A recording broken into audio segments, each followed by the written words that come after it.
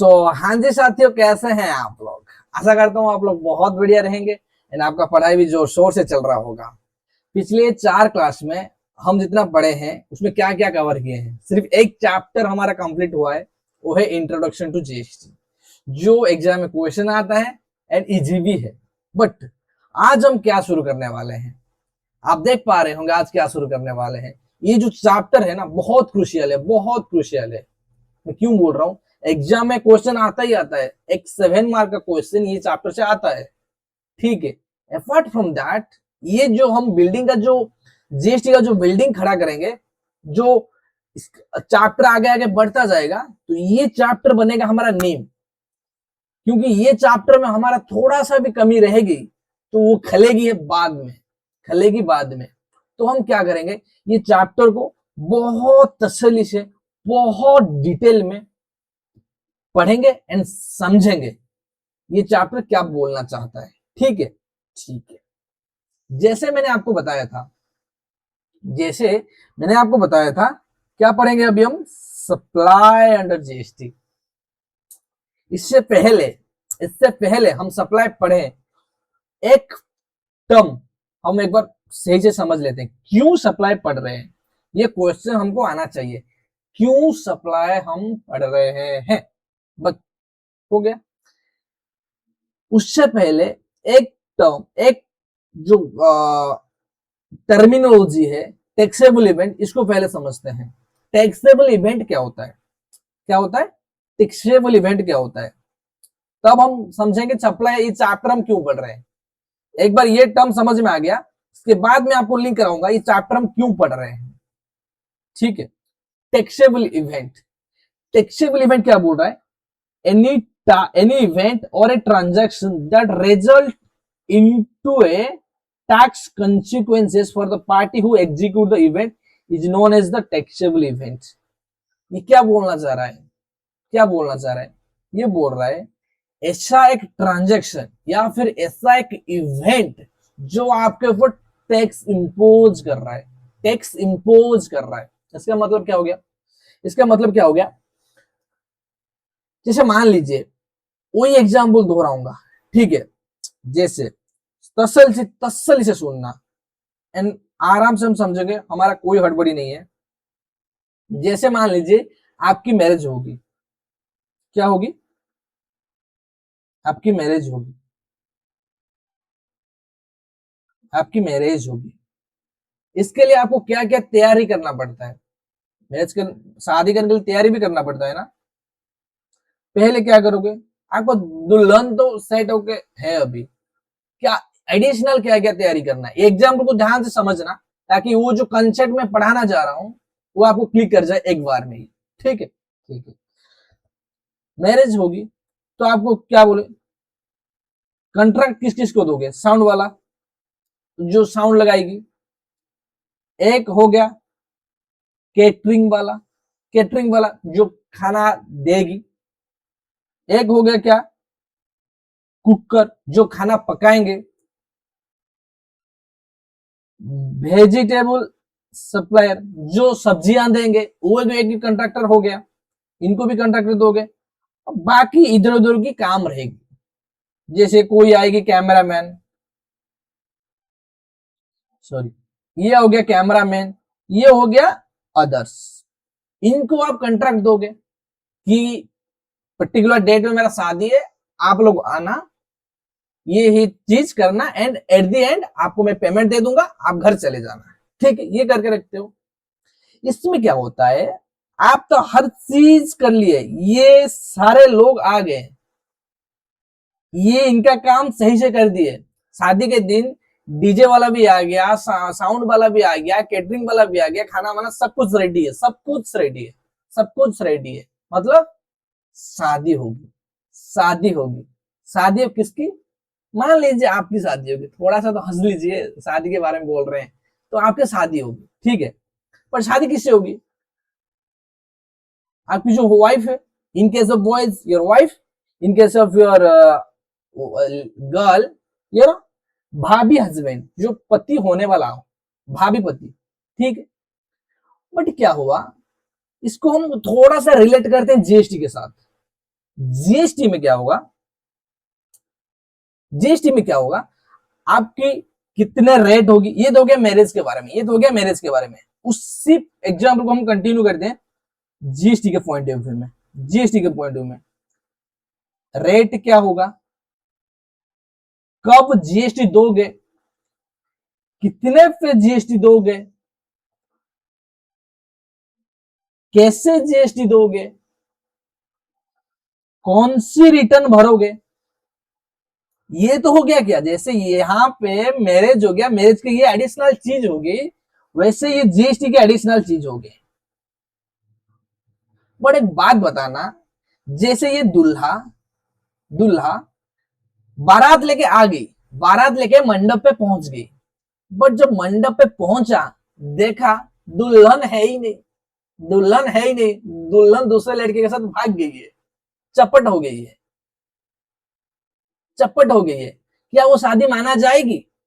एक बार सोच के बताना, क्या वो शादी माना जाएगी?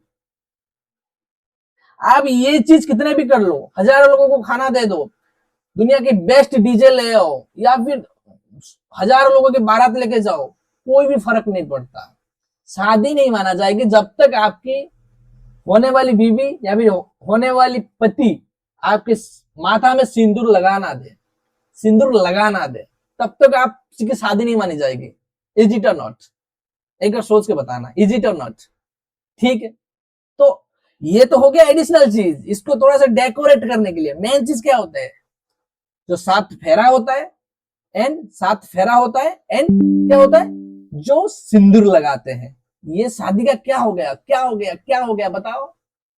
ये हो गया टैक्सेबल इवेंट, ये हो गया मैरिज टैक्सेबल इवेंट। ये चीज, ये घटना, ये जो सिंदूर वाला घटना घटित होने के बाद ही आप मैरिज बुला जाओगे कि आपकी शादी हो गई है। चाहे ये जो बाकी एडिशनल चीज कर रहे हो, कितना भी बेहतर कर लो, कितना भी बेहतर कर लो, फर्क नहीं पड़ता, जब तक आप सिंदूर नहीं लगाए हो आपको मैरिड बोला नहीं जाएगा, मैरिड बोला नहीं, क्योंकि वहां तो दुल्हन चपट हो गई, मैरिज हो नहीं पाएगी आपकी। वैसे ही एग्जैक्टली ये एग्जाम्पल लिंक करना, थोड़ा सा शादी से बाहर आ जाइए, सी में इंटर में आ जाइए, थोड़ा सा लिंक करना, ये जीएसटी में, जीएसटी में, जीएसटी में ये मोबाइल में बेच रहा हूं, मोबाइल में बेच रहा हूं, इसके ऊपर रेट है 18%, टाइम है सपोज मान लीजिए जून, वैल्यू है 10,000, हाउ कि सपोज आईटीसी देके पे करेंगे, रिटर्न सपोज जीएसटी 1 भरेंगे, बट ये तभी ये चीज होगी, तभी ये चीज सक्सेस होगी, ये जो मैं दे रहा हूं, ये किसी को बेच रहा हूं, ये सप्लाई बनेगी। क्या बनेगी? एक बार दोबारा सुनिए, क्या क्या मैं बोल रहा हूं, सप्लाई बनेगी। सर सप्लाई क्या होता है? सप्लाई होता है टैक्सेबल इवेंट। यहां पे हम जिक्र कर रहे हैं ना, टैक्सेबल इवेंट का मतलब क्या हो गया, एनी इवेंट और transaction that result into a tax consequences. Supply होगी तो आपकी टैक्स कॉन्सिक्वेंसेस आएगी, नहीं तो नहीं आएगी। पूरी जीएसटी में कहीं भी उठा के ले लीजिए, पूरी जीएसटी में कहीं भी उठा के ले लीजिए, आपकी, मैं क्या बोल रहा हूं, आपकी जीएसटी तभी लगेगी जब आपकी ट्रांजैक्शन या फिर इवेंट, क्या बोला यहां पे, इवेंट और ट्रांजैक्शन सप्लाई की डेफिनेशन में आएंगे, सप्लाई की डेफिनेशन में आएंगे। ठीक है, एक मिनट, क्या होगी, सप्लाई की डेफिनेशन में आएंगे। तो और एक तो क्रॉस क्रॉस क्वेश्चन यहां में बनता है, सर आपको कैसे पता चला ये सप्लाई ही टैक्सेबल इवेंट है, सेल क्यों नहीं है, परचेस क्यों नहीं है, मैन्युफैक्चरिंग क्यों नहीं है, सर्विस रेंडर क्यों नहीं है, सप्लाई ही क्यों, क्यों सप्लाई, कहां पे लिखा गया है supply is the taxable event in the GST. GST लगाने के लिए सप्लाई होना चाहिए, जैसे शादी करने के लिए आप सिंदूर लगाना मस्ट है, कंपलसरी है, तो वहां पे जीएसटी लगाने के लिए आपकी जो ट्रांजैक्शन या फिर इवेंट, वो सप्लाई की डेफिनेशन को फुलफिल करना चाहिए, तभी जाके आप जीएसटी लगा पाओगे, नहीं तो जीएसटी के बारे में सोचना ही मत, सोचना ही मत। Is it or not? Is it or not? Please give me a thumbs, please give me a thumbs. Okay, समझ गए? तो क्रॉस क्वेश्चन यहां पे बनता है, सर सप्लाई को कैसे पता चला कि ये सप्लाई है, मतलब जीएसटी का टैक्सेबल इवेंट सप्लाई ही है, क्यों सेल्स नहीं है, क्यों परचेज नहीं है, क्यों मैन्युफैक्चरिंग नहीं है, या फिर क्यों सर्विस प्रोवाइडिंग नहीं है, क्यों सप्लाई है? तो ये कहां पे लिखा गया है? बताऊं कहां पे लिखा गया? हर कोई चीज का लिखन होता है, कहीं पे हम हवाबाजी में नहीं बोल सकते हैं, कहीं पे तो लिखा होगा, ताकि हम सप्लाई को टैक्सेबल इवेंट बोल रहे हैं। कहां पे लिखा है लेके जाऊं, बता दूं? सेक्स आर्टिकल नंबर 366(12)A में लिखा गया है। आर्टिकल नंबर 366(12)A में लिखा गया है। थोड़ा सा पीछे जाते हैं, जो इंट्रोडक्शन की चैप्टर में, एक बार लेके चलता हूं आपको वहां। वाह, ये आ गया हमारा। गौर से पढ़ना, थोड़ा सा केयरफुल हो जाना। क्या लिखा है यहाँ पे? इसको मैं जानबूझ से थोड़ा सा हल्के टचअप देके छोड़ दिया था, यहां तक बचा के रखा था मैंने। इसको आज हम समझेंगे, ठीक है? ठीक है। Goods and services tax, goods and services tax मतलब क्या हो गया? GST, goods and services tax. Means मतलब एक्सक्लूसिव डेफिनेशन, आपको बताया था एक्सक्लूसिव एंड इंक्लूसिव। ये हो गया कि एक्सक्लूसिव डेफिनेशन जो लिखा गया वही, इतना ही समझना, दायरा मत बढ़ाना, ठीक है? Any tax means, GST means मतलब goods and services tax means any tax on, गौर से पढ़ना है, यहां पे गौर से पढ़ना क्या लिखा है, एक बार गौर से पढ़ना क्या लिखा है, क्या लिखा है? सप्लाई ऑफ गुड्स और सर्विसेज, सप्लाई ऑफ गुड्स और सर्विसेज, और बोथ, सप्लाई ऑफ गुड्स और सर्विसेज और बोथ। यहां पे लिखा नहीं है सेल्स, यहां पे लिखा नहीं है सेल्स, क्या लिखा है? Only supply, supply. यहां पे सिर्फ सप्लाई ही लिखा गया है, कोई दूसरा वर्ड लिखा नहीं गया है, ना सेल्स, ना परचेज, ना मैन्युफैक्चरिंग, ना सर्विस रेंडर। क्या लिखा है? सप्लाई। तो यहीं से हम पकड़ में आता है, यहीं से पकड़ में आता है, जीएसटी एक ऐसा टैक्स है जो सप्लाई ऑफ गुड्स और सर्विस पे लगता है। क्या है? जीएसटी एक ऐसा टैक्स है जो सप्लाई ऑफ गुड्स और सर्विसेज पे लगता है।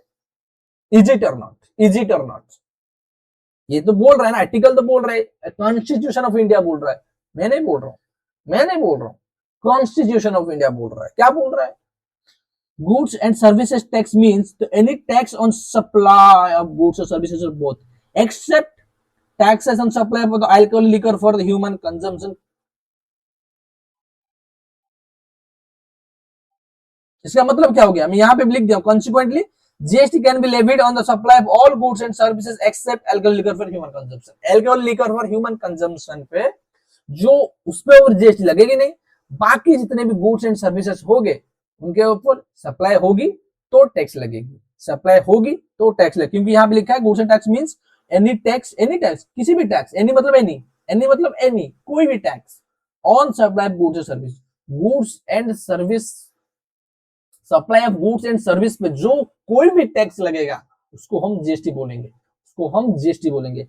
एनी मतलब क्या हो गया? May be central GST, may be state GST, may be integrated GST, may be UT GST, कोई भी टैक्स लगे किस पे? Supply of goods and service पे। तो आप जो क्वेश्चन मेरे को पूछे थे, सर कहां से आपको पता चला, कहां से आपको पता चला कि ये सप्लाई ही टैक्सेबल इवेंट है, सप्लाई ही टैक्सेबल इवेंट है, कहां से पता चला मेरे को? आर्टिकल नंबर 366(12)A में बताया गया है। कहां में बताया गया है? आर्टिकल नंबर 366(12)A में बताया गया है कि कोई भी टैक्स ले रहे हो supply of goods and service पे तो उसको जीएसटी बोलेंगे। गुड्स तो हो हम पढ़ चुके हैं सेक्शन 2 क्लॉज 52 पे, और सर्विस का है सेक्शन 2 क्लॉज 102 पे, मतलब 50 का मतलब डिफरेंस है, ऐसे याद कर सकते हो आप। ये तो हम पढ़ चुके हैं। कब क्या पढ़ेंगे? अभी यही चीज पढ़ेंगे, एक ही वर्ड पढ़ेंगे, सप्लाई, बस इतना ही पढ़ेंगे। बट ये आसान चीज है ही नहीं, ये सप्लाई ना, क्योंकि ये जीएसटी का नीम है। इस पे, इसके ऊपर ही जीएसटी का बिल्डिंग खड़ी होगी, इसके ऊपर ये हो गया नीम, इसके ऊपर ही जीएसटी खड़ी होगी। तो इसको ढीला छोड़ देंगे ना, तो बिल्डिंग कितने भी फ्लोर की हो जाए वो टलमल होगी, हिलेगी, स्ट्रांग नहीं बनेगी। तो इसको इसको ये जो नीम है ना, इसको नीम को मजबूत करना हमारा रेस्पॉन्सिबिलिटी, जिसमें मैं आपको पूरी हेल्प करूंगा, जिसमें मैं आपको पूरी हेल्प करूंगा। ठीक ठीक, आपको क्वेश्चन के आंसर मिल गई कि क्यों टैक्स एलिमेंट सप्लाई क्यों बोलते हैं। आर्टिकल नंबर 366(12) ए ने बताइए, हम नहीं बता रहे सेक्स, आर्टिकल नंबर 366(12) ए ने बता रहा है। ठीक है, ठीक, आगे बढ़ते हैं। आपको समझ आ गई होगी। मैं तो ऐसे कोई भी चीज नहीं बोलता हवा में, सारा चीज का प्रूफ भी रखता हूं, क्योंकि पता नहीं आप क्या क्वेश्चन पूछ लोगे। आप लोग बहुत शातिर हो। ठीक है, ठीक है, ठीक है। ये हम समझ गए टैक्सेबल इवेंट। एक और बार रीडिंग दे देते हैं, उसके बाद हम जम करेंगे ये वाला कंसेप्ट पे। ठीक है, मैं क्या बोला? एनी इवेंट और ट्रांजैक्शन, कोई भी घटना या फिर कोई भी ट्रांजैक्शन, लेन देन, that result into a tax consequences, वो क्या कर रहा है? टैक्स कॉन्सिक्वेंसेस अराइज कर रहा है for the party who execute the event. जो एक्चुअली इवेंट एग्जीक्यूट कर रहा है उसके ऊपर टैक्स कॉन्सिक्वेंसेस लाद रहा है, is known as taxable event. Determination of the taxable event is any tax laws utmost significance as the levy of the tax. क्योंकि बहुत क्रिटिकल है ना। आप जैसे जीएसटी लगेगी तभी ना सप्लाई सप्लाई बनेगी, तभी ना जीएसटी लगेगी। जब तक सप्लाई नहीं बनेगी जीएसटी कैसे लगाओगे? बताओ तो सही। आपको सीएमए फाइनलिस्ट बनने के लिए सीएमए इंटर क्वालिफाई करना मैंडेटरी है, मस्ट है। जब तक आप सेम में इंटरमीडिएट क्वालिफाई नहीं करोगे दोनों ग्रुप, तो आपको सेम फाइनलिस्ट बोल नहीं पाओगे खुद को। Is it or not? If that is correct, तो जीएसटी लगाने के लिए इसको ये होना मस्ट है। ये वहां पे लिखा था, any tax on supply of goods and services, supply होना चाहिए तभी टैक्स लगाओगे। On tax on any supply of goods and services, जब तक सप्लाई नहीं होगी तब तक टैक्स नहीं लगा पाओगे। इसका मतलब ये हो गया, कोई भी टैक्स जीएसटी लगाने के लिए, किसी भी अमाउंट की जीएसटी लगाने के लिए आपको पहले सप्लाई की डेफिनेशन में उसको लाना चाहिए। मैं ये मोबाइल बेच रहा हूं, ये जब तक सप्लाई की डेफिनेशन में नहीं गिरेगी तब तक आप जीएसटी, कोई भी माइकल लाल इसके ऊपर जीएसटी नहीं ले सकता है, कोई भी माइकल लाल जीएसटी नहीं ले सकता इसके ऊपर। खुद प्राइम मिनिस्टर आके भी इसके ऊपर जीएसटी नहीं ले सकते हैं जब तक ये सप्लाई में आ नहीं जाए। एक बार सप्लाई में आ गया तो भी भाई बोल नहीं सकते हैं, तो आपको जीएसटी देना पड़ सकता है। बट सप्लाई से ही बाहर हो रहे हो, सप्लाई से ही बाहर हो, तब तो कोई भी माइकल लाल आपके जीएसटी नहीं ले सकता इसके ऊपर। तो इसका मतलब क्या हो गया? ये बहुत क्रूशियल हो गया सप्लाई को बहुत अच्छे से समझने के लिए। ठीक है, तो इसका रेस्पॉन्सिबिलिटी मैं ले रहा हूं, आपको अच्छे से एकदम एकदम क्लियर तरीके से समझा दूंगा। सप्लाई चैप्टर एकदम पिला दूंगा आपको। ठीक है, ठीक है। तो एक बार पढ़ लेते हैं टैक्सेबल थ्योरी का, taxable event under free GST. Free GST में क्या क्या टैक्सेबल इवेंट था, जैसे मैंने आपको याद दिला रहा हूँ कौन सी टैक्सेस जो सब्ज्यूम्ड हो गए थे। सेंट्रल में क्या क्या सर्विस टैक्स सब्ज्यूम्ड हो गया था, जो किस पे ऊपर लगती थी?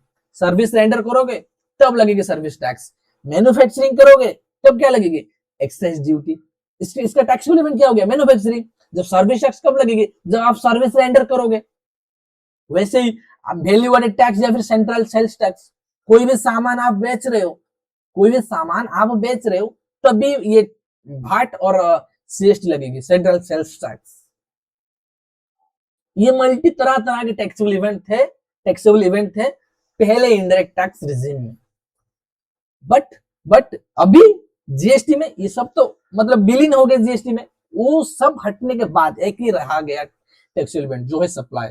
इस ये एक जो पुराना थे बहुत सारे, उनको सारा इराडिकेट कर दिए, एक ही रखे, supply under GST. Supply under GST. Supply है हमारा टैक्सेबल इवेंट, ठीक है।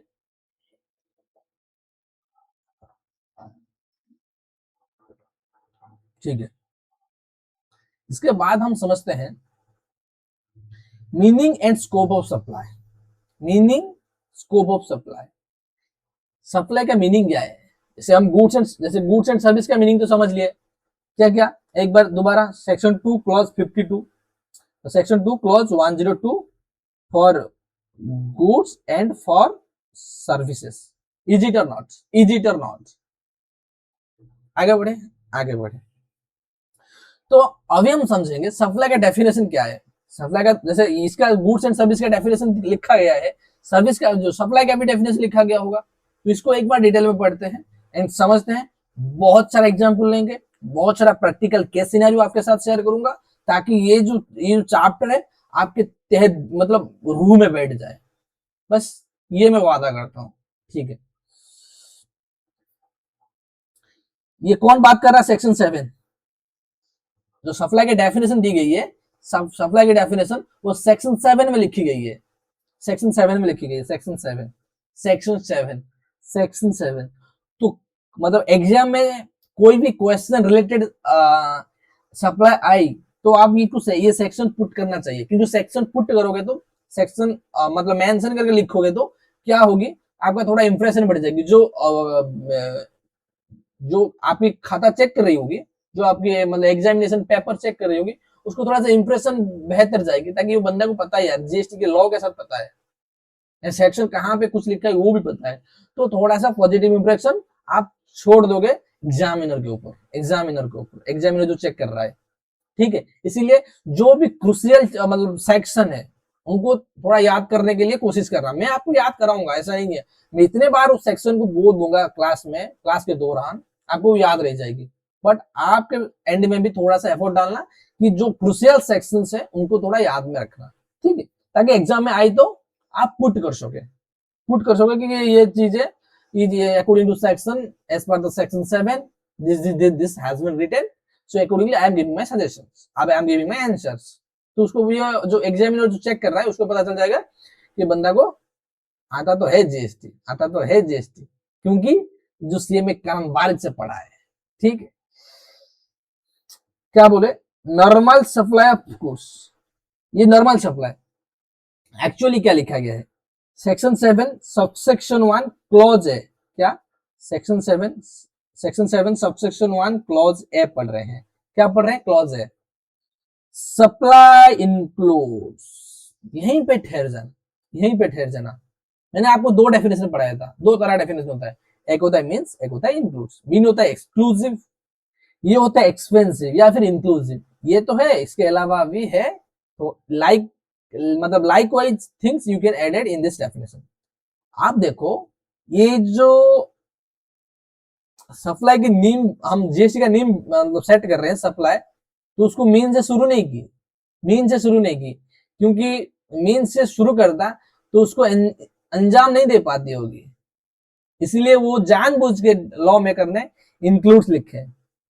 ये तो है, इसके रिलेटेड भी चीज है, मीन्स लिख देते तो जब कोर्ट में केस जाती तो आपको वहां पे इंटरप्रेट करना या फिर आपका जजमेंट लगाना, ये प्रोबेबिलिटी बहुत कम हो जाता है, क्योंकि वहां पे मीन का डेफिनेशन है।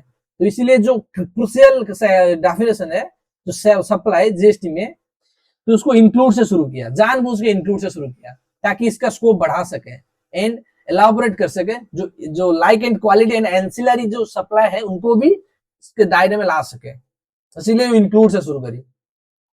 Got it? क्या बोले? Supply includes all forms of supply of goods और services, all form of supply, all form of क्या है?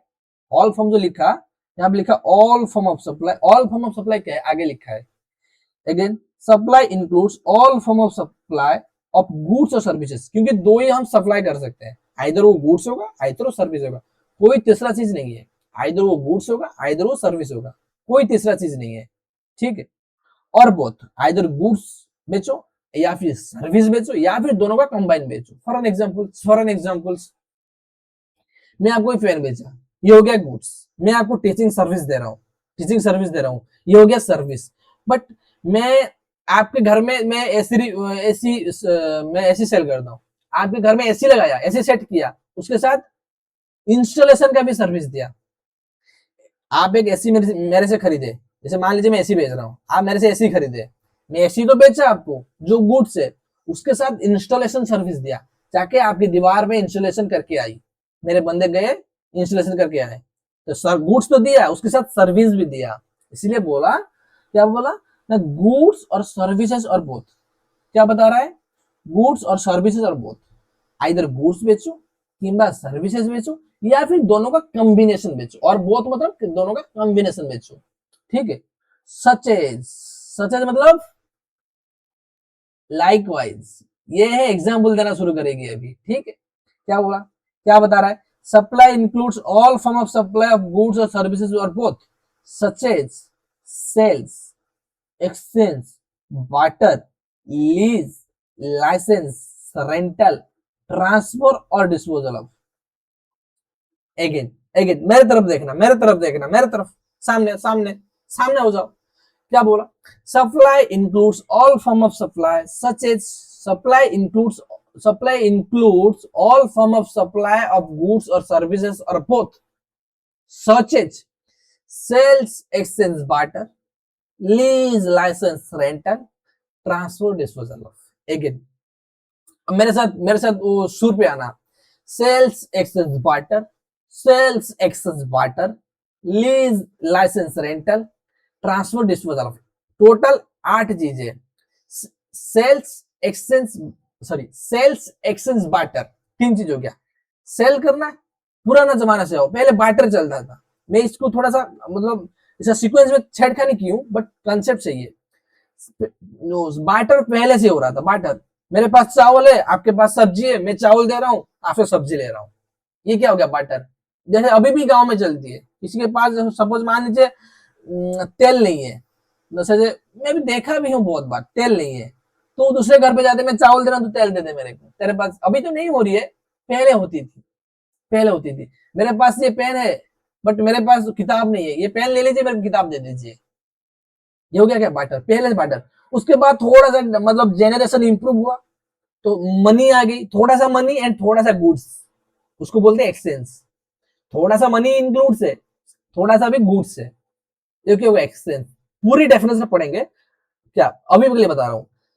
उसके बाद सेल्स, सेल्स सेल्स सेल्स मतलब जो सिर्फ मनी इंक्लूड होता है, जैसे मैं कोई, आप बाइक खरीदे, मतलब पैसा दिए, फंड मतलब जितना भी 1 लाख 2 लाख 3 लाख जो भी है, अब फंड दिए, कैश दिए, बाइक लेके आ गए, ये हो गया सेल्स। पहले जमाने से आएंगे बार्टर, एक्सचेंज, सेल्स, वैसे ही बोल रहा हूं मैं, क्या बोल रहा हूं, ऐसे ही बोल रहा हूं, sales, exchange, barter, lease, licence, rental. पहले सेल्स, एक्सचेंज, बार्टर तीनों चीज हो गया जो आम जनता यूज करते रोज। उसके बाद लीज, सेल्स एक्सचेंज में लीज, लाइसेंस, रेंटल। लीज भी वही है, जैसे मैं एक कमरा लीज पे लिया हूँ, एग्रीमेंट बनाया हूँ, ये जो कमरा मैं अभी रिकॉर्डिंग कर रहा हूँ, एग्रीमेंट बनाया हूँ लीज में 11 महीने के लिए। रेंट भी वही है, रेंट शॉर्ट पीरियड के लिए होता है, लीज थोड़ा सा ग्रेटर पीरियड के लिए होता है। Lease, rental and licence. Licence मतलब क्या हो गया, जैसे मान लीजिए आपकी कंपनी में सैप सॉफ्टवेयर यूज हो रहा है, या फिर MS एक्सेल यूज हो रहा है, तो आप तो लाइसेंस लिए होंगे ना, जो जिस भी ब्रांड की आपकी कंप्यूटर है, या फिर लैपटॉप है, या फिर मोबाइल है, वो तो MS एक्सेल से लाइसेंस ली होगी, लाइसेंस लेके आपकी मोबाइल में डाली होगी, तभी आप MS एक्सेल यूज कर पा रहे होगे, आइदर मोबाइल हो गया, या फिर एक्सेल, या फिर डेस्कटॉप हो गया। Easy to not. उसके बाद ट्रांसफर, डिस्पोजल। ट्रांसफर कर देना, डिस्पोजल मतलब फेंक देना, आम लैंग्वेज में, ठीक है। अगेन पढ़ते हैं, सप्लाई इंक्लूड्स, याद करना क्योंकि ये डेफिनेशन आती है, supply includes all form of supply includes all form of supply of goods या सर्विस, या फिर बोथ, आइदर गुड्स बेचो, आइदर सर्विस बेचो, या फिर दोनों का कॉम्बिनेशन बेचो। Supply includes all form of supply of goods और सर्विसेज और both, such as sales, exchange, barter, lease licence rental, sales exchange barter, lease licence rental और ट्रांसफर और डिस्पोजल। लास्ट में क्या करना, ट्रांसफर करके डिस्पोजल करना। कोई जैसे ये चीज मेरे पास ये पुराना पंखा पड़ा हुआ है, मैं तो पहले ट्रांसफर करूंगा, उसको डिस्पोजल करूंगा, पहले ट्रांसफर कर दूंगा, उसको बोल दूंगा यार फेंक दे इसको या फिर बेच दे। ट्रांसफर और disposal of. Again again again मेरे साथ धुन में आ जाना। Sales exchange barter, lease licence rental, transfer and disposal of sales exchange barter, lease license rental and transfer and disposal of sales exchange barter, lease license rental, transfer and disposal of sales exchange barter, lease license rental and transfer and disposal of। ये चीज को ध्यान रखना, ठीक है। Again supply includes all form of supply of goods और services of both such as sales exchange barter, lease licence rental and transfer and disposal of. Is it or not, is it or not? यहां तक पढ़ लिए, यहीं से अटक जाते हैं। ये हमारा दीवार हो गया, यहीं से अटक जाते हैं। ये तो बड़ी बड़ी वार्ड आ जा रहे हैं भाई इसको झेल नहीं पाएंगे अभी। पहले इसको समझ लेते हैं, सेल्स क्या होता है, एक्सचेंज क्या होता है, बार्टर क्या होता है, लीज क्या होता है, लाइसेंस क्या होता है, रेंटल क्या होता है, ट्रांसफर क्या होता है, इसको पहले समझ लेते हैं। उसके बाद हम ये भाई बड़ी बड़ी कंसेप्ट है भाई, इसको छोड़ नहीं पाएंगे अभी भाई, सब लग जाएगी। तो हम पढ़ते हैं सेल्स एक्सचेंज बार्टर। यहाँ पे मैंने आपके लिए लिख दिया हूं। सेल्स मतलब क्या होता है, आप हम लीगल मतलब जीएसटी में मतलब डिफाइन नहीं किया गया सेल्स का मतलब क्या है, ये बिजनेस के डेफिनेशन से हम लिए हैं। सेल्स इज ए लॉफुल और permanent and absolute transfer of ownership. Ownership बोलो या फिर प्रॉपर्टी बोलो, ट्रांसफर ऑफ प्रॉपर्टी मतलब ओनरशिप, प्रॉपर्टी मतलब हो गया ownership. Sale is a lawful permanent and absolute transfer of ownership of property in goods for money consideration under a valid contract such that no rights are left behind with this transfer।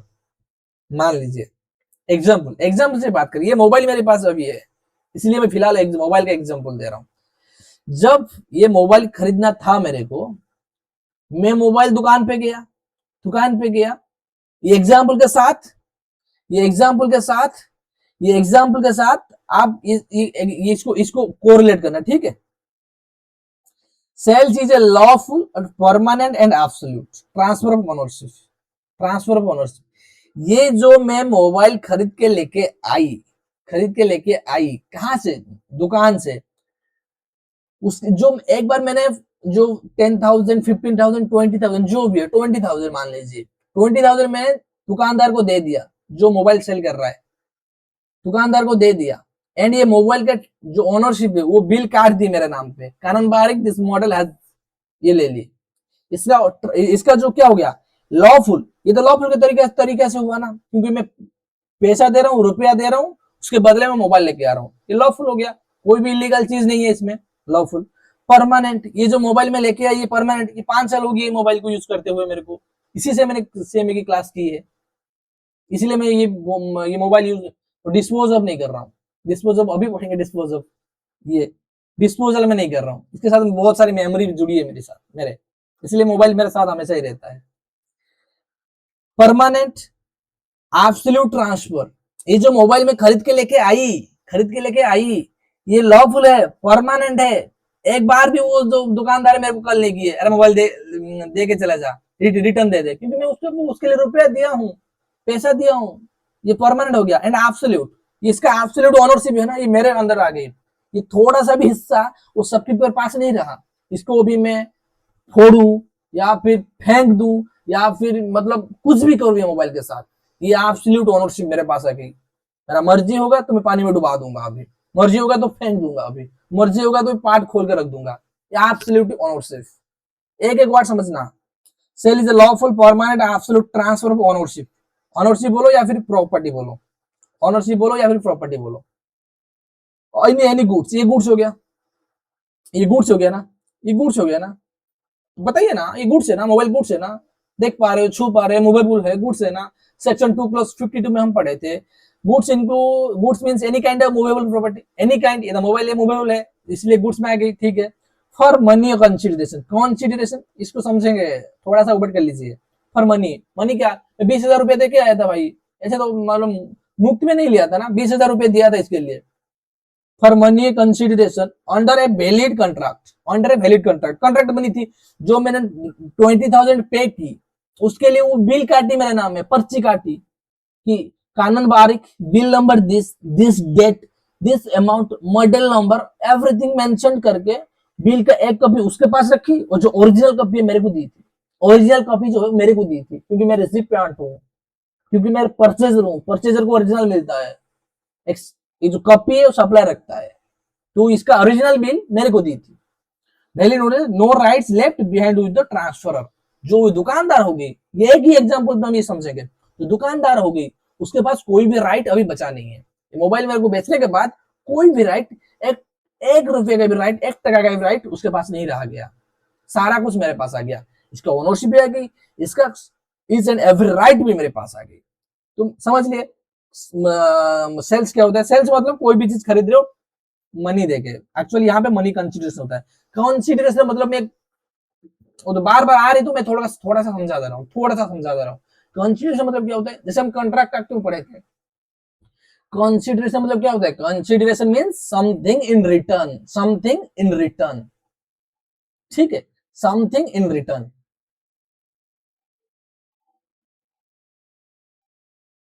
ठीक है, something in return, ये हो गया consider. अभी के लिए इतना समझ लीजिए, अभी के लिए इतना समझ लीजिए बस। जो आगे आएगी चीर फाड़ के समझाऊंगा, पूरा ऑपरेशन करूंगा कंसिडरेशन की, बट रुक जाइए आप, बस सबर करिए। ये हो गया सेल्स का डेफिनेशन पढ़ लिया। यहां पे क्या था, यहां पे भी जो भी 8 तरह की वो एग्जाम्पल दी थी, sales, exchange, barter, lease, licence, rental, transfer, disposal, सारा कुछ पढ़ेंगे, ठीक है, ठीक है। ये सेल्स हो गया। एक्सचेंज बोलते हैं, एक्सचेंज में क्या होता है, तो आर्ट और गिविंग और the taking one thing in return for another. कोई भी चीज दे के कोई भी चीज लेना, ये हो गया क्या एक्सचेंज। एक्सचेंज मतलब जैसे मान लीजिए ये मेरा मोबाइल पुराना हो गया, इसी एग्जाम्पल को कंटिन्यू करते हैं ताकि आपको याद रहे। ये एग्जाम्पल हो गया मेरा, ये मेरा मोबाइल हो गया। इसको मैं क्या करूंगा, जो भी मैं नया मोबाइल लूंगा, जो भी मैं नया मोबाइल लूंगा, ये पुराना मोबाइल पर क्या हुआ है, मान लीजिए मैं मेमोरी के लिए यूज कर रहा हूँ, नहीं बेच रहा हूँ, वो अलग बात है। बट किसी के पास पुराना मोबाइल होता है तो वो नई मोबाइल लेने की प्लान कर रही है, तो क्या करेगी, पहले क्या करेगा, पहले जो पुराना मोबाइल है उसको देगा, उसमें दो भी 2000, 5000, 10,000 जो भी मिलेगी, जो जैसे मान लीजिए न्यू फोन प्राइस है 50,000, ओल्ड फोन जो पड़ा है उसके पास उसका प्राइस है 10,000, वो एक्चुअली कितना पे करेगी, 40,000 पे करेगी, नेट पे करेगी। नेट पे कितना करेगी, नेट पे क्या करेगी, 10,000 करेगी। 50,000 टोटल प्राइस था, जो वो एक्सचेंज की, ये पुराना मोबाइल एक्सचेंज की, कितना हो गया, 40,000 नेट पेबल आ जाएगी, नेट पेबल आ जाएगी। Got it or not, got it or not. ये हो गया एक्सचेंज, मतलब कोई भी चीज के बदले कोई भी चीज लेना। बट इसमें क्या होता है, इसमें थोड़ा सा कंसिडरेशन मनी में होता है, थोड़ा सा part in money, part in things. Mobile हो गया या फिर कोई दूसरा चीज हो गया, ये हो गया हमारा एक्सचेंज। बार्टर क्या होगा, बार्टर इज हो जाता the consideration is in the form of goods और services and not in money. इसमें बार्टर में मनी इंक्लूड ही नहीं होता है। बार्टर एक ऐसा ट्रांजैक्शन है जिसमें मनी नहीं होता है, कभी भी नहीं। एक्सचेंज में मनी हो सकता है, एक्सचेंज एंड बार्टर में यही तो डिफरेंस है, एक्सचेंज में मनी हो सकता है, वो बार्टर में मनी इंक्लूड नहीं होगी। सेल्स में पूरी मनी इंक्लूड होगी, पूरी मनी, मतलब जितना भी आपकी प्राइस नेट पेबल हो रहा है आप कैश में ही दोगे।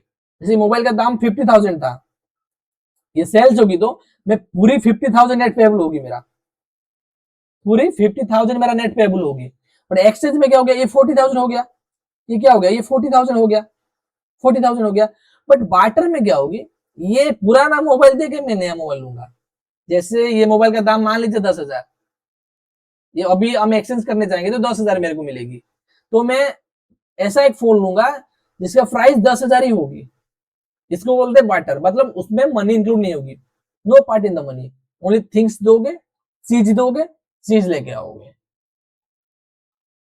बार्टर क्या बोलते हैं, barter is where the consideration is in the form of goods और services and not in money. यहाँ भी ये वर्ड पे थोड़ा गौर करना, क्या करना है, नॉट इन मनी, मनी नहीं होना चाहिए। फॉर अ सेल और transfer barter will involve two supply and one. कैसे, कैसे कैसे? यहाँ पे जो बोला barter will involve two supply, कैसे? मान लीजिए मैं एक एग्जाम्पल दे रहा हूँ, इसको इतना डिटेल में पढ़ेंगे ना आपको मजा आ जाएगा एकदम। एग्जाम्पल दे रहा हूँ, जैसे मैं प्रोफेशनल हूँ, मैं कोई मोबाइल की दुकान पे बात करते हैं, मोबाइल की दुकान पे अभी एग्जाम्पल चल रहा है ना, इसको ही कंटिन्यू करते हैं, क्यों दूसरे पे जाएंगे, फिर दूसरे पे माथा लगाएंगे, एक ही एग्जाम्पल को कंटिन्यू करते हैं।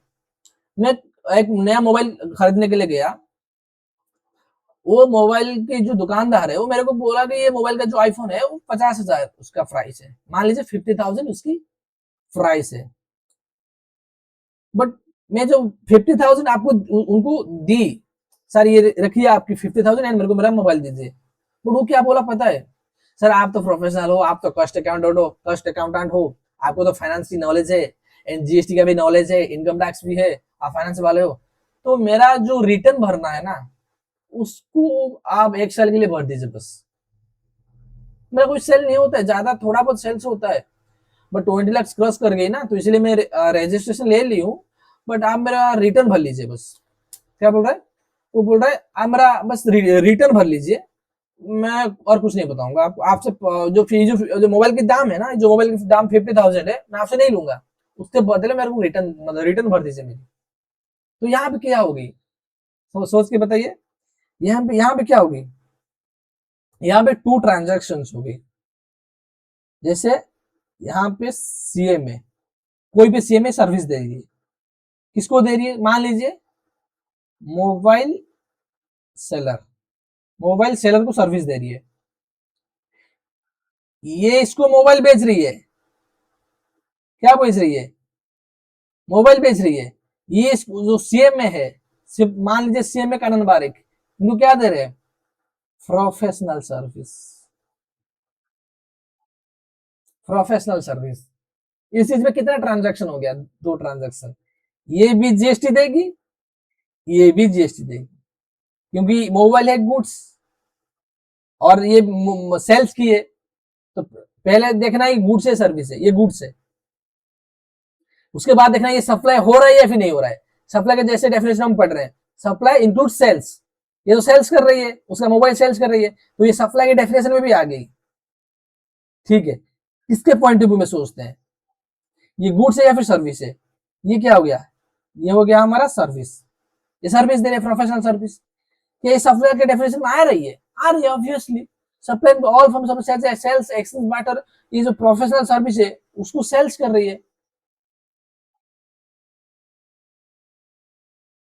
तो क्या कर रही है? जो सर्विस दे रहा है मतलब सर्विस को सेल्स कर रहा है, तो वो भी हो गए सेल्स इसकी। तो सेल्स सप्लाई के डेफिनेशन में आ रही है, तो ये गुड्स का भी मतलब गुड्स और सर्विसेज, गुड यहाँ भी गुड्स हो रहा है, गुड्स का सर्विसेज का क्राइटेरिया फुलफिल कर ली, सॉरी अरे यार, सप्लाई का भी क्राइटेरिया फुलफिल कर ली, तो ये जीएसटी में आ गया, मेन दरवाजे से अंदर आ गई। उसके ऊपर जीएसटी लेंगे नहीं लेंगे, कितना लेंगे, कब लेंगे, ये तो आगे की बात है, बट उसको हम दायरे में ले आए। गुड्स हो रही है, सर्विस हो रही है, सप्लाई भी हो रही है, वो हम दायरे में आ गया, गवर्नमेंट की निगरानी में आ गई, गवर्नमेंट की निगरानी पे आ गई। जीएसटी लेंगे या नहीं लेंगे दूसरी बात है, हम आगे समझेंगे। Are you getting my point or not? Please give a thumbs up, please give a thumbs up if you are getting the point clearly. ठीक है, ठीक है, ये हो गया, ये हो गया, ये हो गया। उसके बाद शब्द लीज। लीज क्या होता है? जैसे मैं ये कमरा लिया हूं, जैसे ये मैं कमरा लिया हूं, कमरा लेने से पहले मैं लीज एंटर किया था कि मैं लीज में एंटर कर रहा हूं, आपको 12,000 per month I will give the किराया मतलब rent, for that you lease this property to me. या क्या लीज हो गया? जैसे मशीनरी वगैरह लीज में देते हो आप, अकाउंटेंसी में भी पढ़े होंगे हायर चार्जेस लीज, जो फाइनल में आ जाओगे तो लीज का तो इंडेस है, उसको भी पढ़ोगे। ठीक है, लीज मतलब to make a legal agreement, जैसे मैंने एग्रीमेंट एंटर किया था, जो भी लैंडलॉर्ड है उसके साथ मैं एग्रीमेंट एंटर किया हूँ, legal agreement by which money is paid, मैं उसको मनी दे रहा हूँ 12,000 every month I am paying rent, paid in order to use land. Land land का भी लीज हो सकता है, बट मेरा केस में बिल्डिंग लीज है, मैं जो बिल्डिंग में रह रहा हूँ, ये बिल्डिंग हो गया मेरा क्या? इस केस में। बट लैंड का भी लीज लीज में दे सकते हो। जैसे मेरे पास एक जमीन पड़ी है, जमीन पड़ी है। गांव में क्या होता है, मैं बता रहा हूँ एग्जाम प्रैक्टिकल एग्जाम्पल। गांव में क्या होता है, जो जैसे कोई जैसे मैं हम हमारे घर में प्रॉपर्टी है जो एंसेस्ट्रल प्रॉपर्टी, मतलब पूर्वज की जो संपत्ति है मेरी, तो अभी तो मेरी पापा कल्टीवेट नहीं कर रहे हैं, पहले करते थे, अभी तो नहीं कर रहे हैं। तो जो जमीन है मेरी जो कल्टीवेट होना है, मैं दूसरे लोगों को दे देता हूँ।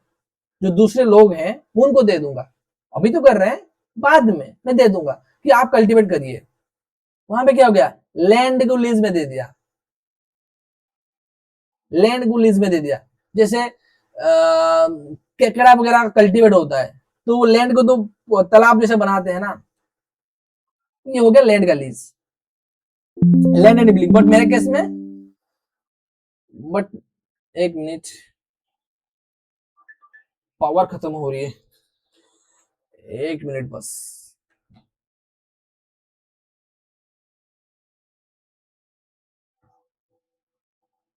ठीक है, बट मेरे केस में क्या है, मेरे केस में बिल्डिंग है और व्हीकल, व्हीकल भी रेंट में दे सकते हो। जैसे अभी अभी शुरू हो रहा है क्या, ओला उबर चल रही है, ओला एंड उबर रैपिडो चल रही है।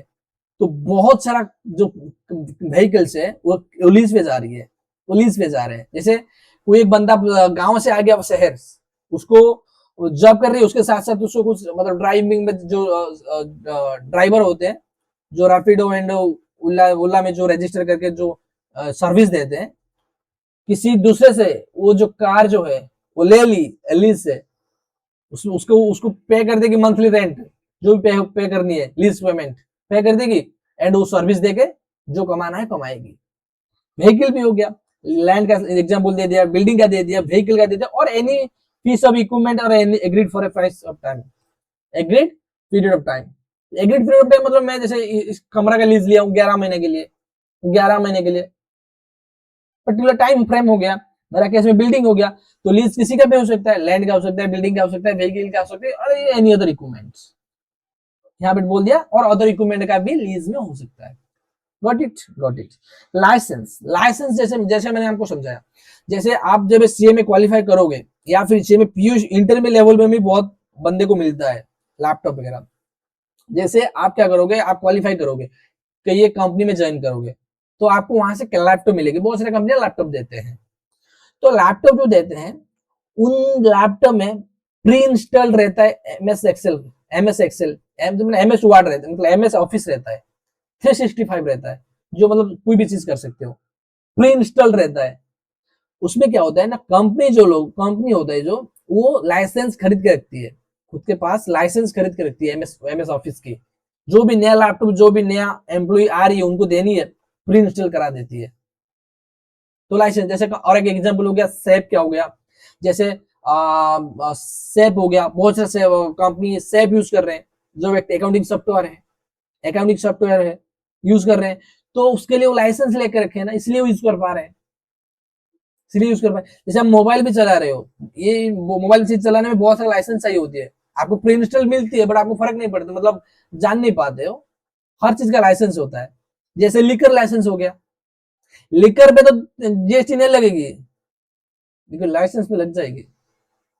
और लाइसेंस, और किसके बारे में बात करें, और किसके बारे में बात करें, बहुत तरह के लाइसेंस होते हैं। जैसे गवर्नमेंट का कोई एक प्रॉपर्टी है, गवर्नमेंट का कोई एक प्रॉपर्टी है, उसमें वो जैसे मान लीजिए कोई एक आप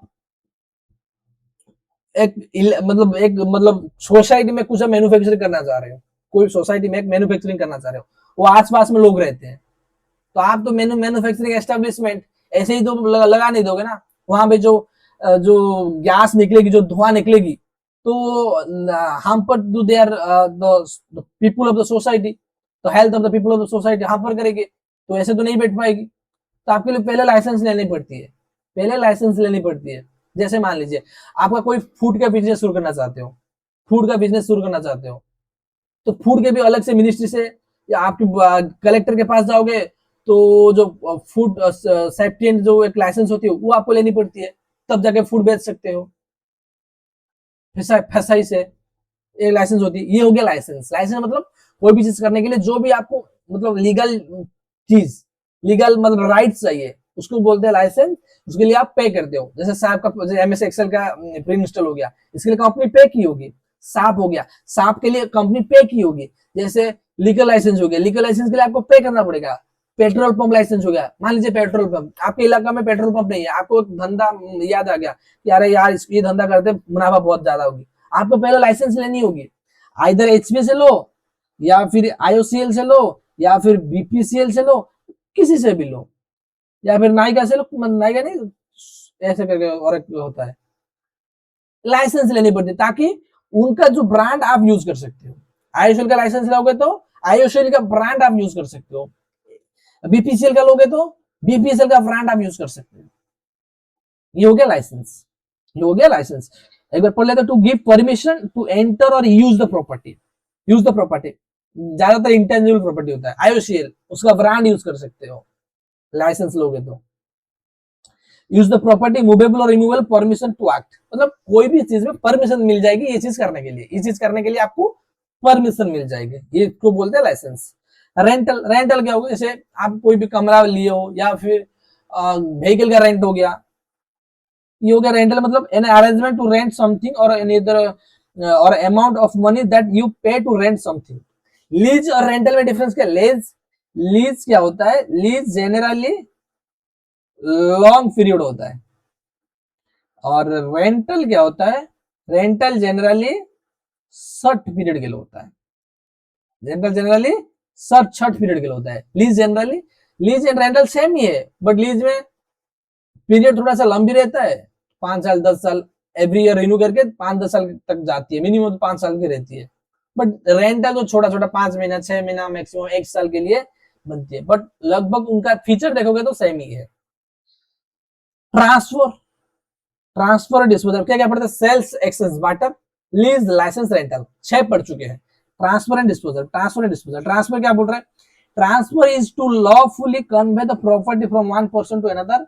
Consent of the transfer and capacity of transferring may not be present, although all other ingredients of a lawful contract are involved. Transfer क्या हो गया? कोई चीज को कन्वे करना from one place to another place.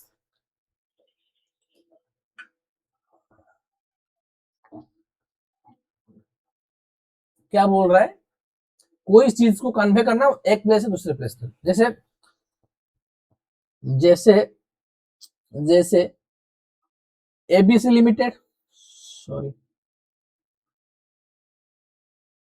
यार ये क्यों हिल रहा है यार, एबीसी लिमिटेड, ये हो गया एक्सवाईजेड लिमिटेड, ये हो गया कि एबीसी लिमिटेड एक्सवाईजेड। ये एक, इसके पास एक मशीन पड़ी है, एक इसके पास एक मशीन पड़ी है, इसके पास एक मशीन पड़ी है, ये इसका ओनर सेम है। अच्छा इसका मान लीजिए ओनर सेम, क्या है?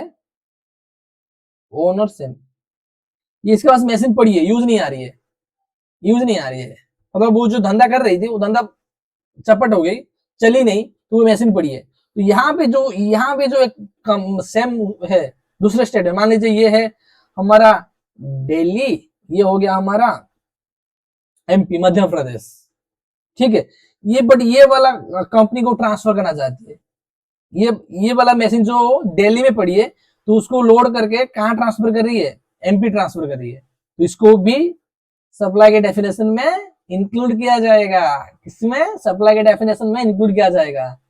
तो ये जो ट्रांसफर कर रही है इसको भी जीएसटी लगेगी। ये ट्रांसफर क्या मतलब क्या? ये one place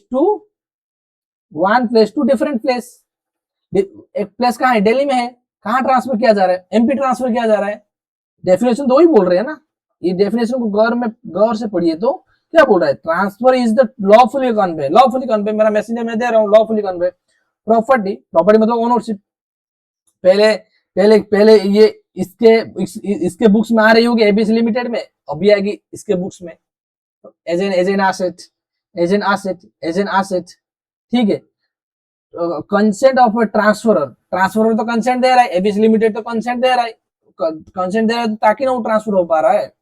and capacity of transferee, transferring किया जा रहा है, may not be present, although the all other ingredients of a lawful contract are involved, other जो लॉफुल चीज हो गए तो ये इन्वॉल्व है। ट्रांसफर मतलब मोटा मोटी इतना समझ लीजिए, कोई भी चीज को एक जगह से दूसरे जगह पहुंच जाना, ये हो गया ट्रांसफर।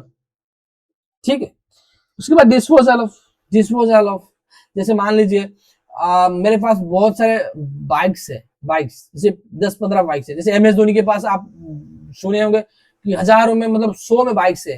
वो बाइक्स के बहुत सारे मतलब बहुत ही वो मतलब लव्ड है बाइक के लिए, बहुत सारे बाइक्स है। तो जो पुराना बाइक है तो उनको हटाएंगे, डिस्पोज ऑफ करेंगे, तो हो गया इंडिविजुअल। जैसे मान लीजिए कंपनी का एग्जांपल देते हैं यार, इसी एग्जांपल कंटिन्यू करते हैं।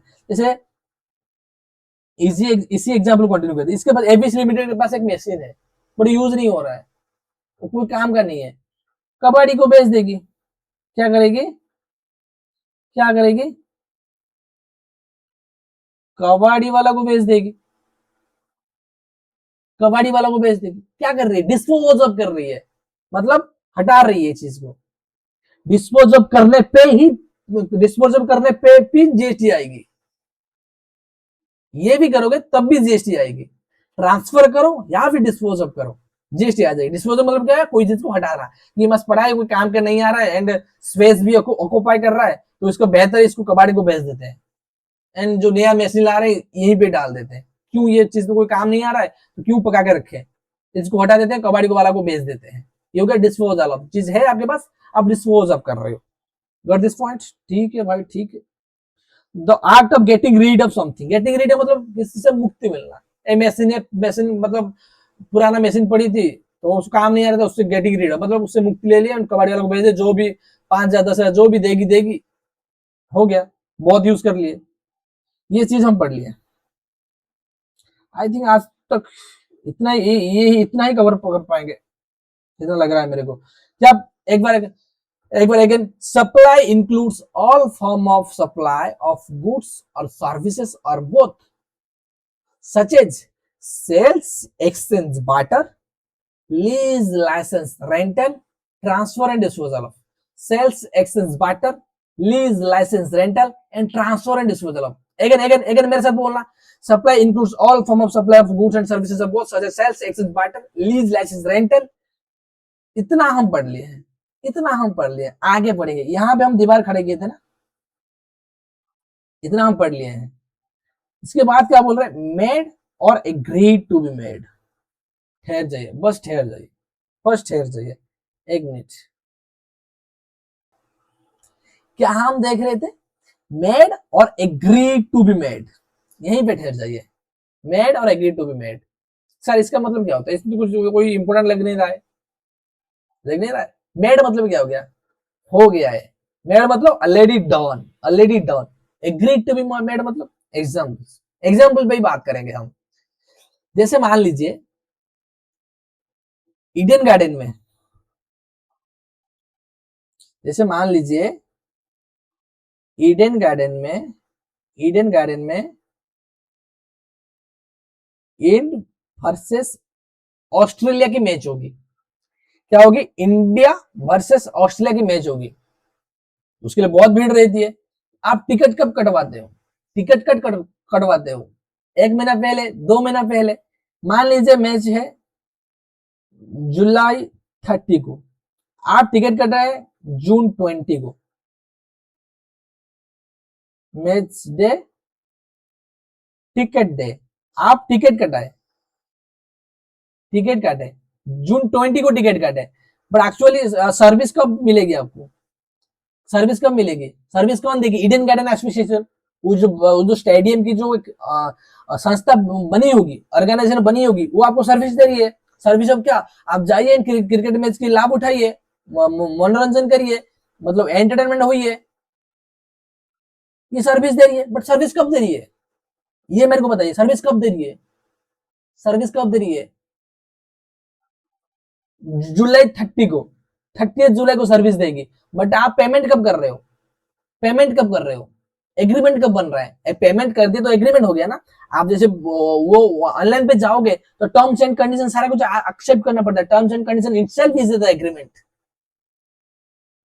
एक्सेप्ट कर ली। वहां पे एग्रीमेंट कब बनी, एग्रीमेंट हो गई, सर्विस कब मिलेगी, जुलाई 30 को, बट पेमेंट कब कर रहे हो, एग्रीमेंट कब कब एंटर कर रहे हो, जून 20 को, जिस दिन पेमेंट कर रहे हो।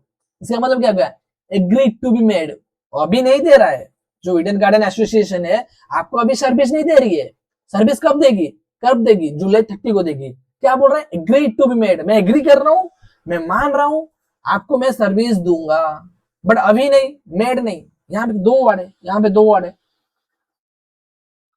यहाँ पे गर करोगे तो दो वर्ड है, एक है मेड और लिखा हुआ है, not and, agree to be made, दे रहा है या फिर देने वाला है, क्या बोल रहा है, दे रहा है या फिर देने वाला है।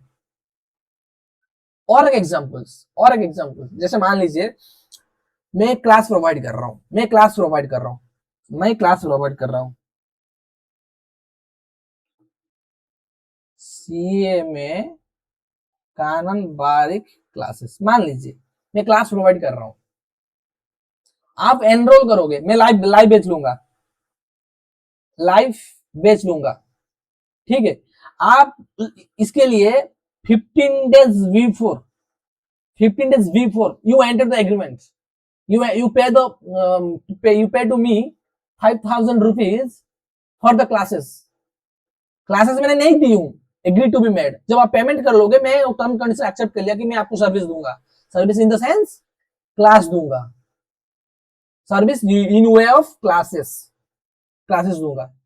जैसे आप रिचार्ज कराते हो, रिचार्ज कराते हो, जैसे मैं ये मोबाइल पे रिचार्ज करूंगा, तो पेमेंट तो आज कर रहा हूं, मेरे को सर्विस कब मिलेगी, 30 डेज में मिलेगी, एक दिन नहीं मिलेगी, नेक्स्ट 20 डेज मेरे को सर्विस मिलेगी। जियो ने एग्री कर रहा है कि मैं आपको सर्विस दूंगा नेक्स्ट 20 डेज तक, अगला 28 दिन में आपको सर्विस दूंगा, अगला 28 दिन आपको सर्विस दूंगा। ये क्या हो गया, agree to be made, agree to be made, agree to be made.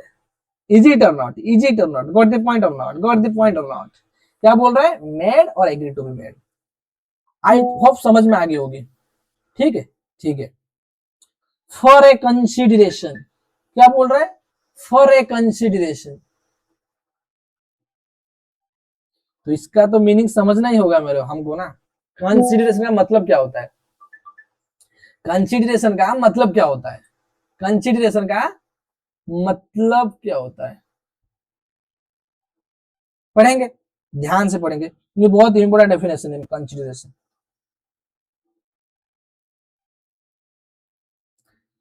Definition तो यही आएगी,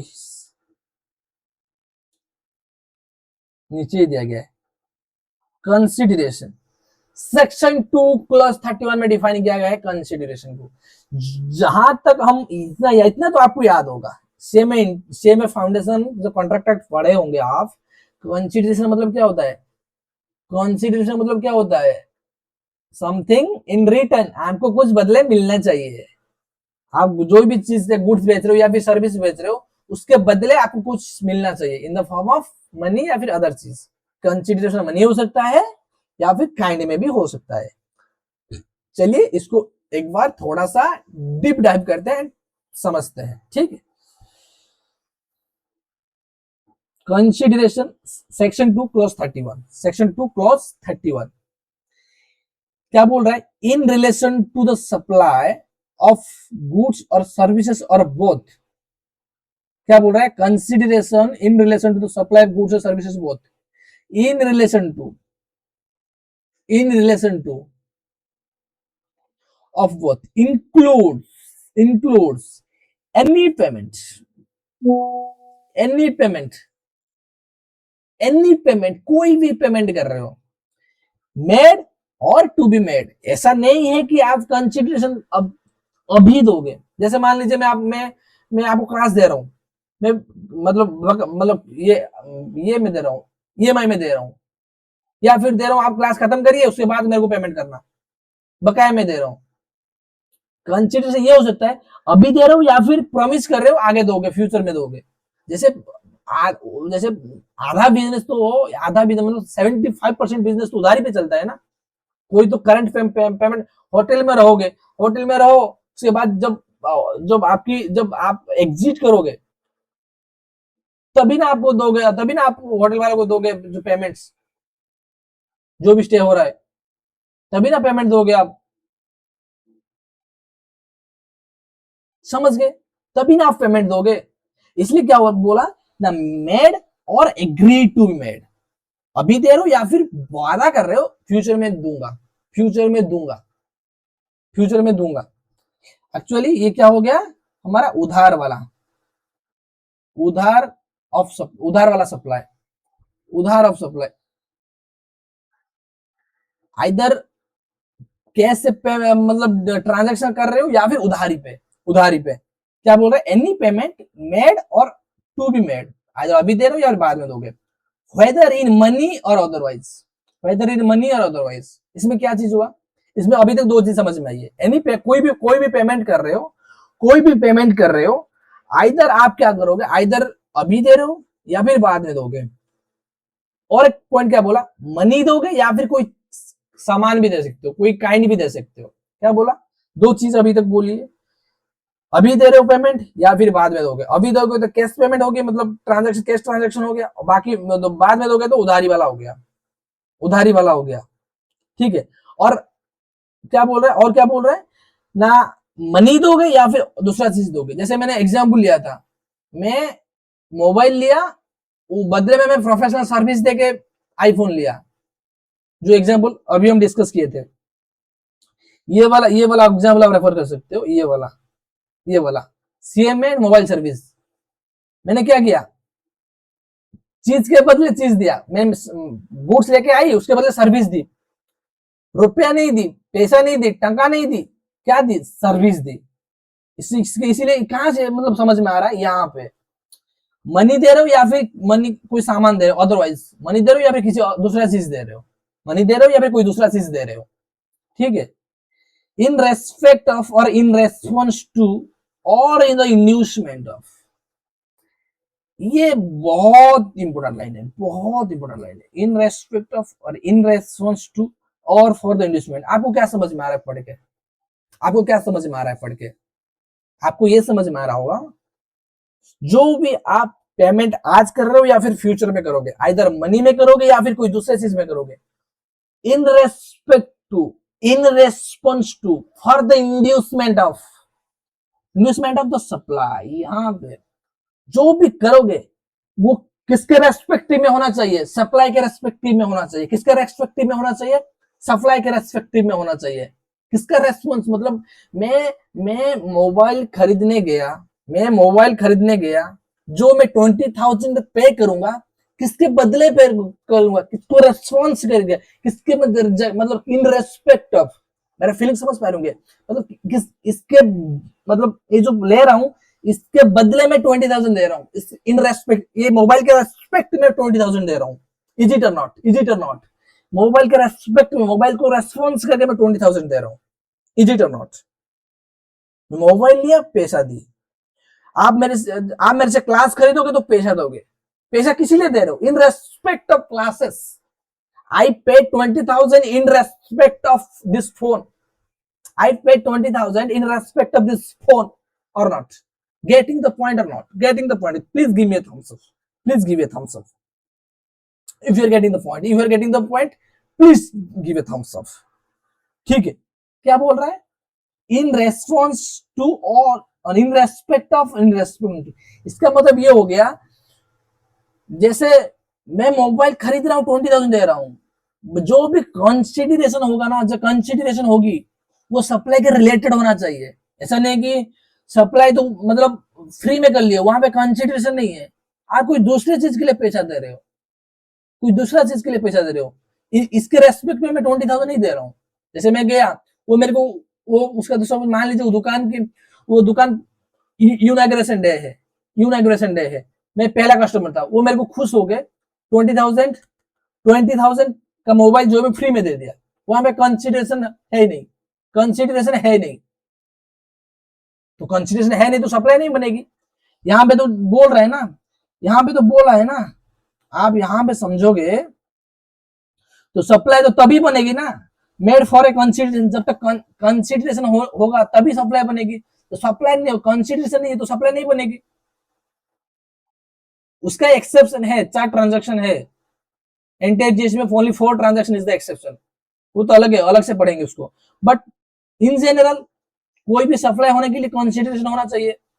जैसे मैं उसका पहला कस्टमर था, वो ऑलरेडी वो सोच के रखा था कि जो मेरा पहला कस्टमर होगा मैं उसको 20,000 का जो मोबाइल फ्री में गिफ्ट में दूंगा, कुछ भी पैसा नहीं लूंगा उनसे। ये तो विदाउट कंसिडरेशन हो गया ना, विदाउट कंसिडरेशन हो गया ना। जैसे मान लीजिए, एक एग्जांपल दे रहा हूँ, इसको बहुत अच्छे से समझ में आ जाएगा आपको, बहुत अच्छे समझ में आ जाएगा इसका, इन रेस्पेक्ट और इन रेस्पॉन्स टू। जैसे मान लीजिए कोई बच्चा मेरे को कॉल कर रहा है, कोई भाई मेरे को कॉल कर रहा है, कॉल करके क्या बोल रहा है, सर मेरा आर्थिक परिस्थिति बहुत नाजुक है, मैं आपके जो क्लास है 5,000 मैं पे नहीं कर रहा हूँ। मान लीजिए 5,000, मैं एग्जाम्पल दे रहा हूँ 5,000, ऐसे तो मैं फ्री में पढ़ा रहा हूँ, 5,000 मैं अफोर्ड नहीं कर पा रहा हूँ। बट मेरे को तो बहुत बुरा लगेगी यार, क्योंकि मैं वो फेस में गुजर चुका हूँ, कितना दर्द होती है, मैं तो बहुत बुरा लगेगी। मैं बोल दूंगा क्या, कोई बात नहीं, हम आपको क्लास दे देंगे, हम आपको क्लास दे देंगे, आप पढ़िए, आगे बढ़िए, आपके माँ बाप की नाम रोशन करिए, हम आपको क्लास फ्री में देंगे। तो जो मैं सर्विस दे रहा हूं उसके बदले में कुछ कंसिडरेशन ले रहा हूं क्या उनसे, कुछ ले रहा हूं क्या, कुछ ले रहा हूं क्या, नहीं ले रहा हूं, नहीं ले रहा हूं, नहीं ले रहा हूं। ठीक है, इतना तक कुछ समझ में आ गया। उसके बाद वो उसका क्या, उसका पापा जो क्या है ना, जो भी स्टेट में लॉटरी लीगल है, लॉटरी लीगल है, जो मार्केट में घूमोगे तो एक लॉटरी पर्ची पकड़ के हाथ में घूम रहे होंगे बहुत सारे लोग, ऐसे देखोगे तो उनके तरफ लोग लोग ऐसे ही पुकारेंगे, ऐसे ही पुकारेंगे, मतलब वो लॉटरी बेचते हैं। तो पापा ने 100 रुपया देकर उस दिन लॉटरी खरीद लिया था, मान लीजिए 6 महीने के बाद एक लॉटरी खरीद लिया। वो भाग्यशाली निकले, वो लॉकीस्ट पर्सन निकले, उनका लॉटरी में उनका नाम आ गया, उनका नाम आ गया। लॉटरी में विनिंग प्राइस था 50 लाख, 50 लाख विनिंग प्राइस था, 50 लाख विनिंग प्राइस था।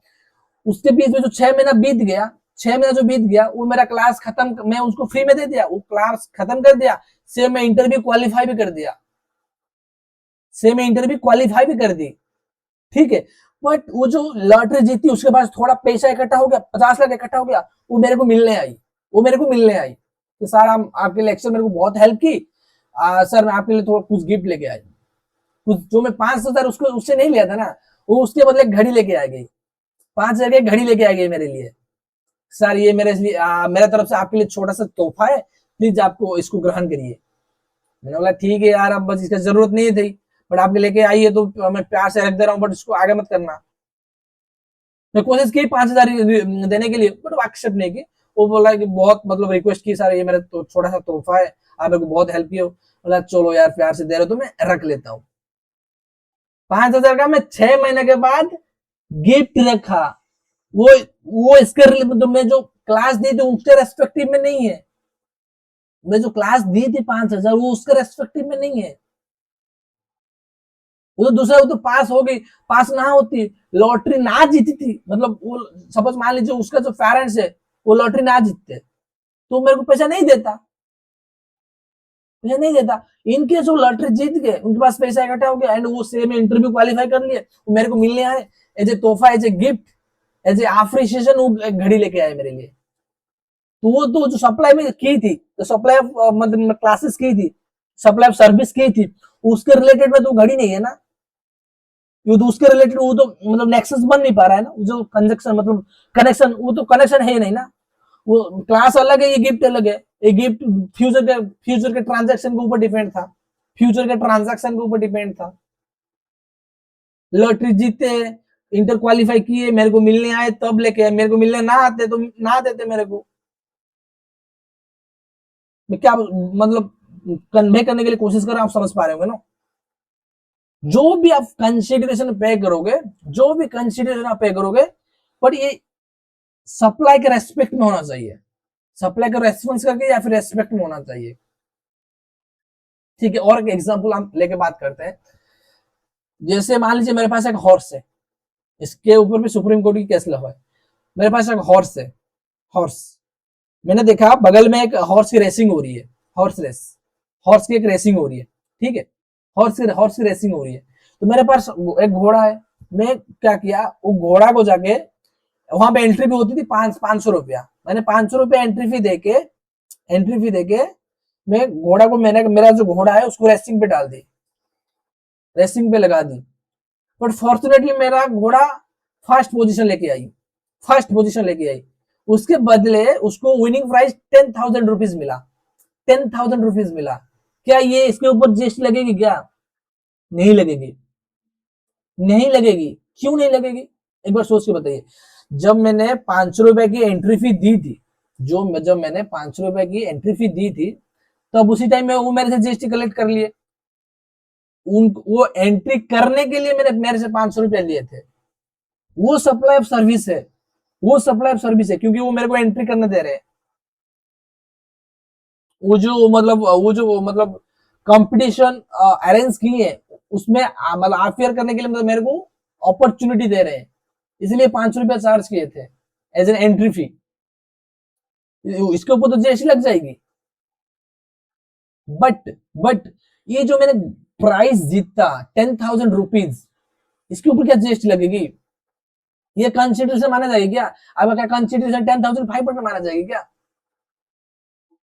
क्योंकि क्योंकि क्योंकि आप जब सप्लाई कर रहे थे, जब सप्लाई के जो एग्रीमेंट एंटर कर रहे थे, तब ये चीज पता नहीं था। जैसे मैंने क्लास बेची थी, क्लास मैंने फ्री में बेच दी थी, क्लास मैंने फ्री में बेच दी थी। मेरे को ये उम्मीद नहीं था कि वो उसको लॉटरी जीतेगी एंड उसको 50 लाख की लॉटरी मतलब विन करेगी, उसके बाद उससे मैं वो इंटर क्वालिफाई करेगी एंड उसके बाद वो मेरे को मिलने आएगी, तब मेरे लिए 5,000 की घड़ी लेके आएगी। ये मैंने सोच के नहीं दी थी। जब मैंने सप्लाई की थी फ्री में, तब में ये मेरे को पता नहीं था। ये तो फ्यूचर की मतलब इवेंट हो गई। वैसे ही एग्जैक्टली वो जो हॉर्स रेस पे गई है, जो घोड़ा मतलब दौड़ी है, तो जो रेस पे लगी, तब उसको जो 10,000 जीतेगी, जो विनिंग प्राइज, उसको पता नहीं था। 10,000 जो जीता, उसको पता नहीं था वो जीतेगा। वो तो फ्यूचर इवेंट के ऊपर डिपेंड है। जो 500 रुपया देके वो एंटर किए एग्रीमेंट, एंटर किए कि मैं सर्विस ले रहा हूं, उस टाइम ये चीज 10,000 पता नहीं था, तो ये नेक्सस नहीं बन पा रहा है। इसीलिए यहाँ पे मैटर करता है। ये सुप्रीम कोर्ट बहुत बड़ा इशू बना था, इन रेस्पेक्ट और इन रेस्पॉन्स टू और फॉर द इंड्यूसमेंट। इसका एग्जाम्पल बता रहा हूँ, फॉर द इंड्यूसमेंट। इंड्यूसमेंट मतलब क्या हो गया? किसी को प्रलोभित करना, किसी को फोर्स करना। इंड्यूसमेंट, जैसे मान लीजिए मैं जीएसटी पढ़ा रहा हूँ, बगल में एक इंस्टीट्यूट है, दोनों के बीच में कंपटीशन चलता है, वैसे तो मैं जीएसटी का लेक्चर हूँ, वो बोल रहा है आप डायरेक्ट टैक्स पढ़ा लो, क्योंकि उसका वो जो कंप्यूटर है ना, दूसरा कंप्यूटर आके बोल रहा है उसका ज्यादा ही सेलिंग हो रहा है, मैं सहन नहीं कर पा रहा हूँ, आप डायरेक्ट टैक्स भी पढ़ा लो, मैं आपको 10 लाख रुपया दूंगा, तो क्या कर रहा है? इंड्यूस कर रहा है, मेरे को प्रलोभित कर रहा है कि 10 लाख रुपया एवरी मंथ में दूंगा, आप डीटीबी पढ़ा लो, क्या कर रहा है? For the inducement for inducement कर रहा है, मतलब प्रलोभन दिखा रहा है, मतलब फोर्स कर रहा है कि डीटीबी पढ़ा लो आप, ताकि उसका सेल्स कम हो जाए, ताकि उसको सुकून मिले। समझ गए? इंड्यूसमेंट मतलब क्या होता है? मतलब प्रलोभन दिखाना, तो किसी को फोर्स करना, इजी करने के लिए। Inducement for doing something an act. ठीक है, अगेन पढ़ते हैं। तो कंसिडरेशन क्या बोला सेक्शन 2 क्लॉज 31 में, in relation to supply of goods and service both includes any payment, कोई भी पेमेंट, एनी, यहां पे लिखा है any payment made or agree to be made, अभी दोगे या फिर बाद में दोगे, मनी में दोगे या फिर काइंड में दोगे, in response to for the inducement of the supply of goods और सर्विसेज बोथ। जो सप्लाई कर रहे हो, जो गुड्स कर रहे हो, सप्लाई ऑफ गुड्स या फिर सप्लाई ऑफ सर्विस, या फिर सप्लाई ऑफ गुड्स और सर्विस और बोथ कर रहे हो, जो कंसिडरेशन दोगे, अब दोगे या फिर बाद में दोगे, या मनी में दोगे या फिर काइंड में दोगे, वो उसके रिलेटेड में होना चाहिए, नेक्सस बनना चाहिए उनके बीच में संबंध होना चाहिए जो कंसिडरेशन दे रहे हो। ठीक है, by any other person, but shall not, यहाँ पे छोड़े थे ना, whether by the recipient or by the any other person, whether by recipient or any other person, consideration आना चाहिए। कंसिडरेशन कहां से आ रहा है ये फर्क नहीं पड़ता है, कंसिडरेशन आना चाहिए, बट कंसिडरेशन कहां से आ रहा है, कौन दे रहा है कंसिडरेशन, ये फर्क नहीं पड़ता है। मान लीजिए फॉर एन एग्जाम्पल्स, मैं आपको क्लास बेच रहा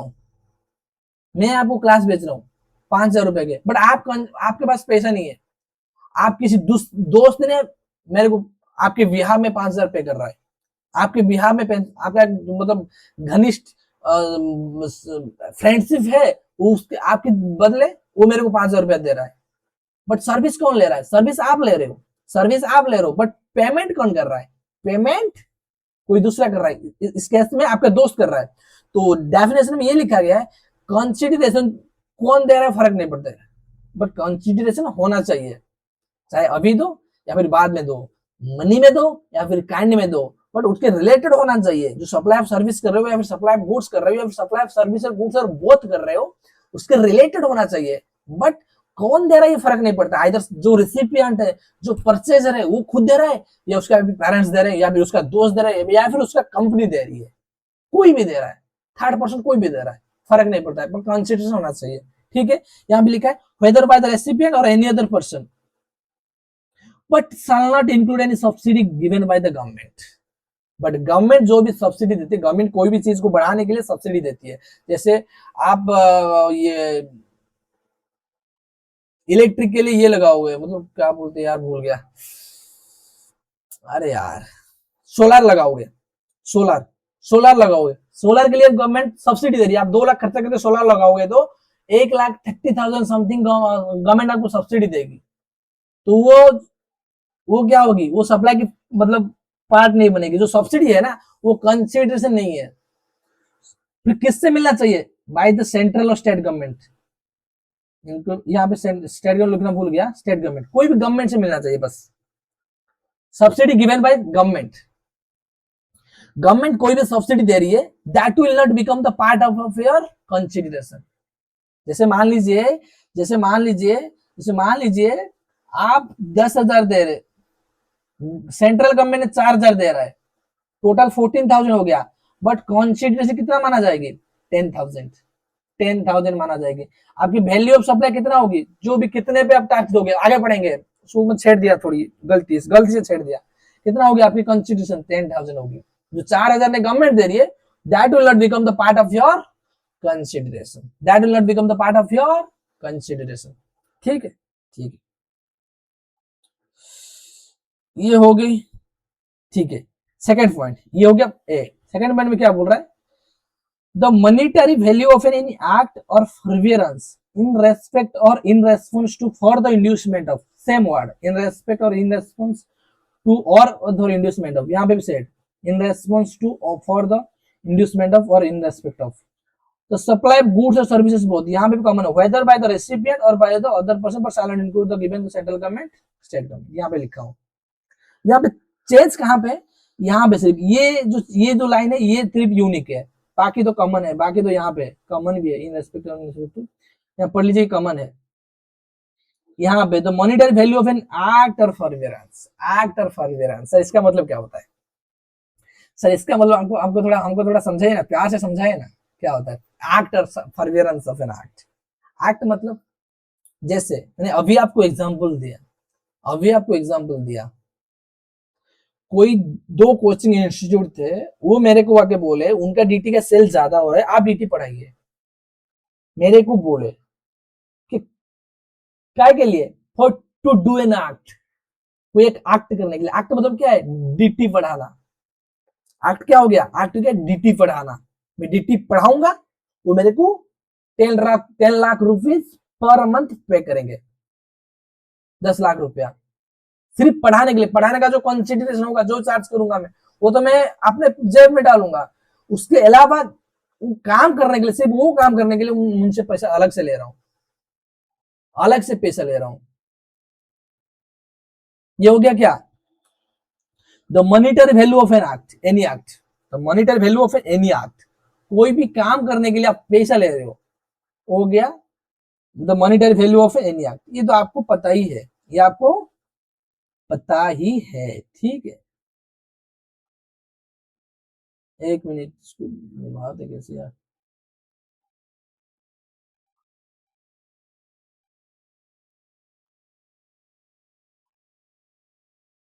अरे यार, क्या हो गया इसको?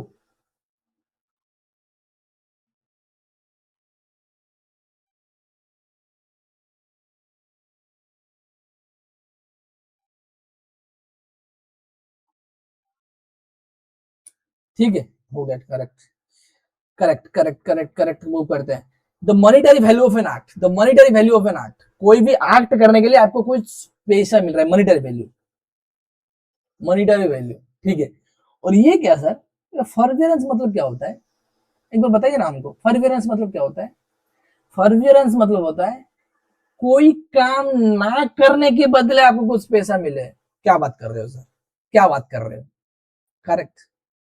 कोई काम आप ना करो उसके लिए आपको पैसा मिलेगा, उसके लिए आपको पैसा मिलेगा।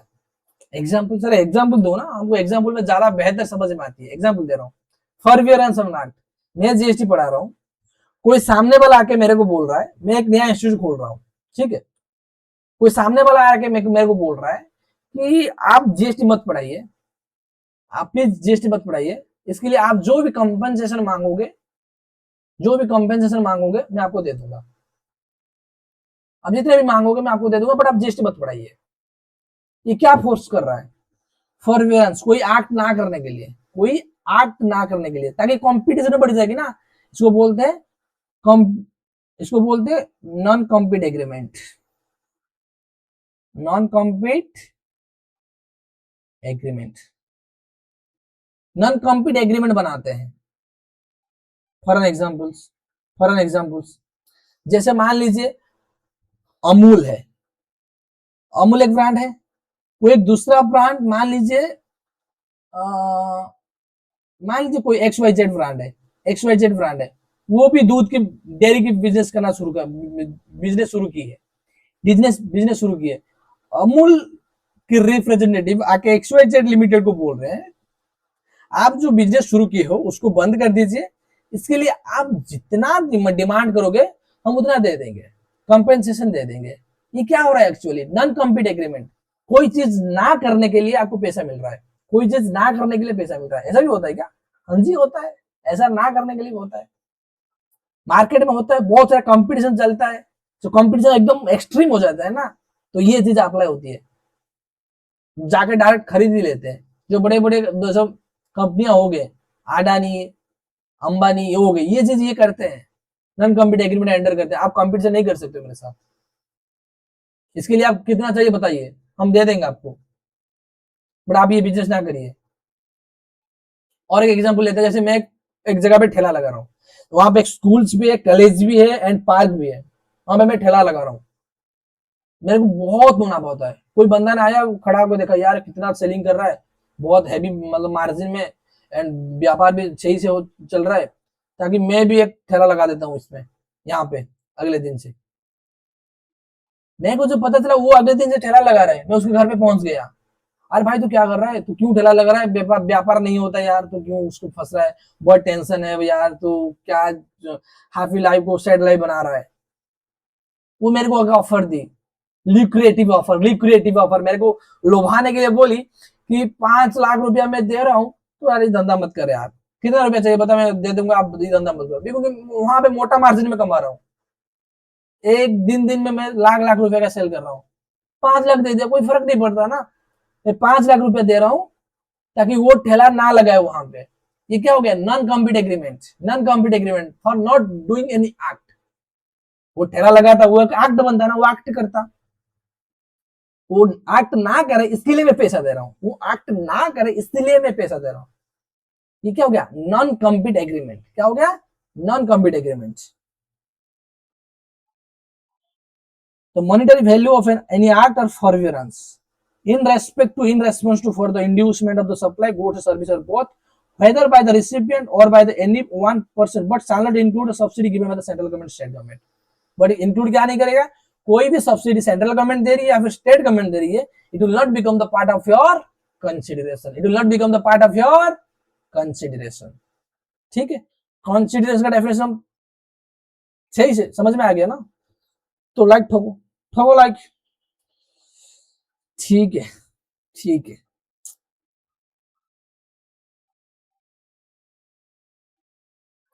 क्या पढ़े थे again, supply includes all form of supply such as supply includes all form of supply of goods or service or both, such as sales exchange barter, lease license rental, which is made or agreed to be made for consideration, made or agreed to be made for the consideration।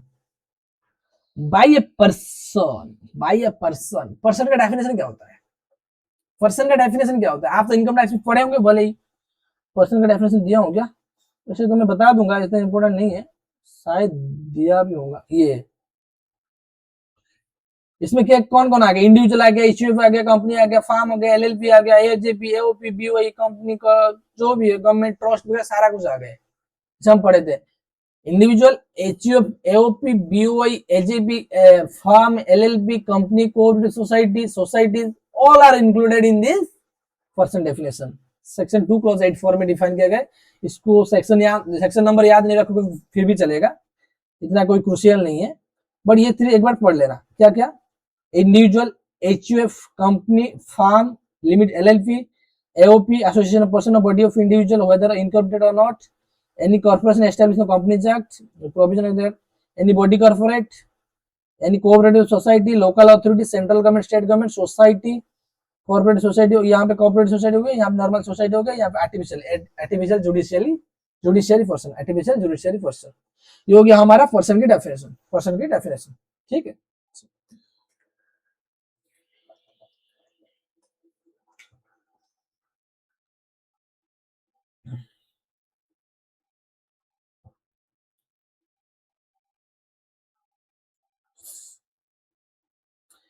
कहाँ पे again शुरू करते हैं। Supply includes all form of supply, supply includes all form of supply of goods और services और both such as sales, exchange, barter, lease, licence, rental which is made, अभी कर दिया या फिर एग्रीड टू बी मेड, आगे future में जाके वो सप्लाई करेगी, फॉर कंसिडरेशन। कंसिडरेशन कैसे हो सकता है? मनी में हो सकता है, काइंड में हो सकता है, आइदर तुम दो या फिर तुम्हारे ब्याह में और कोई दूसरा दे, अभी दो या फिर बाद में दोगे, बट सेंट्रल गवर्नमेंट जो सब्सिडी देती है वो कंसिडरेशन की पार्ट नहीं बनेगी। By a person, by a person, person का डेफिनेशन भी हम देख लिए। In course or furtherance of the business, in course or furtherance of the business मतलब बिजनेस में होना चाहिए। आप ऐसा नहीं है कि मैं ये मोबाइल है, मोबाइल ट्रांसफर कर रहा हूं मेरी बहन को, ट्रांसफर हम पढ़े ना, यहाँ पे ट्रांसफर है, ट्रांसफर। जैसे मोबाइल, ये मोबाइल मेरा खराब हो गया, ये मोबाइल मेरा खराब हो गया, तो उसको डिस्पोज कर दूंगा, मैं यूज नहीं करूंगा, ऐसे ही पड़े रहेगी मेरे कमरे पे, टेबल पे पड़े रहेगी। तो इसको भी क्या सप्लाई मान लोगे? इसको भी क्या सप्लाई मान लोगे? जैसे ये फोन है, मेरा बहन को फोन की जरूरत है, मैं उसको ये फोन ट्रांसफर कर दूंगा, ये तू ये फोन यूज कर, क्या इसको भी सप्लाई मानोगे? इसको भी रुपया जीएसटी लोगे? नहीं। क्यों नहीं लोगे?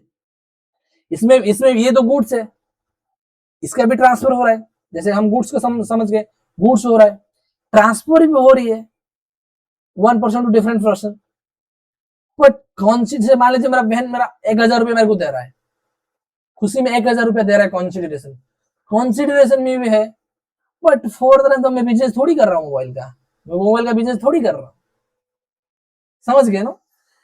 To be made for the business, in business या for the business. For the business मतलब जैसे मैं नया कंपनी सेटअप करूंगा, कंपनी नया सेटअप करूंगा, कंपनी सेटअप करने से पहले बहुत सा खर्चा करना पड़ता है, बहुत सारा लाइसेंस लेना पड़ता है, बहुत एडिशनल चीज करना पड़ता है। कंपनी का रजिस्ट्रेशन तो बाद में होता है, लैंड एक्वायर करना होता है, लाइसेंस लेना होता है, बहुत सारा मतलब छोटा मोटा इक्विपमेंट खरीदना होता है। ये क्या हो गया? फॉर द बिजनेस, मैं बिजनेस करने जा रहा हूँ, इसके लिए खर्चा कर रहा हूँ, फॉर द बिजनेस। और फॉर द, ये भी बोल सकते हो, मैं मेरा एक यूनिट है, मैं दूसरा यूनिट सेटअप कर रहा हूँ, उसके लिए जो खर्चा कर रहा हूँ वो भी for the business, for the development, for the expansion of the business, for the expansion of the business. मैं बिजनेस जो स्केल है, बिजनेस का जो लेंथ है, जो साइज है बिजनेस की, उसको बढ़ा रहा हूँ, फॉर द बिजनेस। तो यहाँ पे इंपोर्टेंट क्रूशियल बन जाता है कि हम बिजनेस का डेफिनेशन एक बार पढ़ लेते हैं। सेक्शन 2 क्लॉज 17 में डिफाइन किया गया है बिजनेस की डेफिनेशन। सेक्शन 2 क्लॉज 17, जैसे मैंने बताया क्लॉज सेक्शन 2 क्लॉज 17 में डिफाइन किया गया है बिजनेस की डेफिनेशन। इसको एक बार ध्यान से पढ़ लेते हैं, उसके बाद हमारा जो ये जो लेक्चर है यहाँ खत्म कर लेंगे। ठीक है, ठीक है, ये थोड़ा सा 10-15 मिनट लगेगा, इसको अच्छे से समझेंगे। कोई भी चीज समझ रहे हैं एकदम तहे दिल से, तुम्हारा डीप में जाकर समझेंगे ताकि याद रहे, ठीक है। Business includes any trade, commerce, manufacture, profession, vocation, adventure, venture or any other similar activity whether or not in for pecuniary benefit। एक एक करके समझते हैं। ट्रेड, ट्रेड मतलब क्या होता है? कोई चीज में ट्रेड करना। मैं ये ट्रेडर है, मतलब दूसरे से माल लेके सामने वाले को बेचना। जैसे रिटेलर है, retailer one type of trader ही है। रिटेलर है वन टाइप ऑफ ट्रेडर ही है ना, दूसरे से माल खरीद रहा है एंड सामने वाला को बेच रहा है, जो एक्चुअली अल्टीमेट कंज्यूमर है उनको बेच रहा है। Trade, trade. उसके बाद क्या बोला? कॉमर्स। कॉमर्स भी सेम है, किसी से माल लेना और आगे बेचना, ये होता है कॉमर्स। बट इसमें डिफरेंस क्या होता है? इसका साइज क्या होता है? साइज थोड़ा सा कम होता है। कॉमर्स का साइज क्या होता है? थोड़ा सा बड़ा होता है, थोड़ा सा बड़ा होता है। ट्रेड थोड़ा सा साइज में कम होता है एंड कॉमर्स थोड़ा सा बड़ा होता है। ट्रेड और कॉमर्स। मैन्युफैक्चरिंग मतलब conversion of raw material into finished goods. आप तो कॉस्टिंग पढ़े होंगे बेहतर, मेरे से बेहतर आपको आती होगी।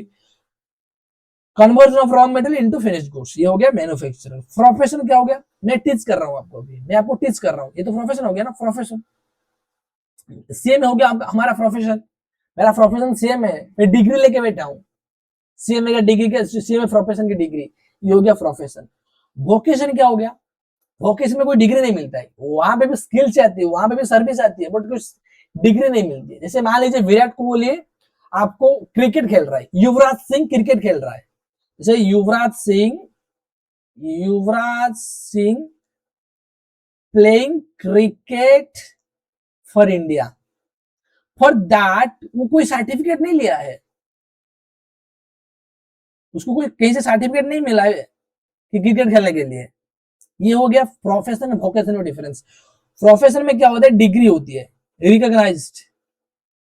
रिकॉग्नाइज्ड डिग्री होती है। यहाँ पे नो डिग्री, वो दोनों ही सर्विस दे रहे हैं। युवराज सिंह क्रिकेट खेल रही है, वो सर्विस दे रही है, बीसीसीआई की सर्विस दे रही है, देश को रिप्रेजेंटेटिव कर रही है।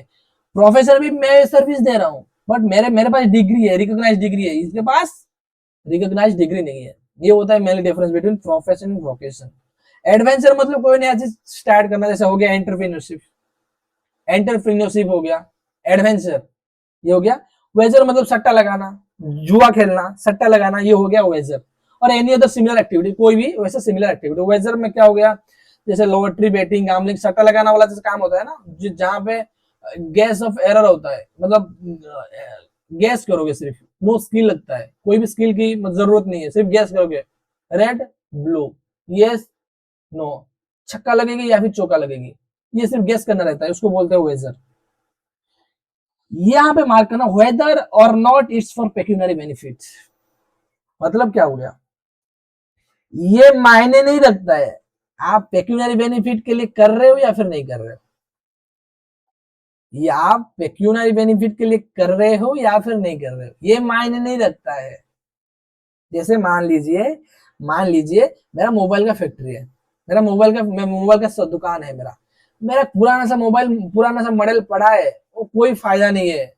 मैं क्या कर रहा हूँ, एंड मेरा स्टॉक भी बहुत मतलब जगह की है, मतलब ऑक्यूपाई कर रहा है। मैं क्या कर रहा हूँ, उसको हटा के, उसको उठा के फ्री में किसी को दे दे रहा हूँ, फ्री में किसी को दे दे रहा हूँ। वहां पे मेरा कुछ पेक्यूनरी बेनिफिट में ट्रांसफर कर रहा हूँ, डिस्पोजल कर रहा हूँ।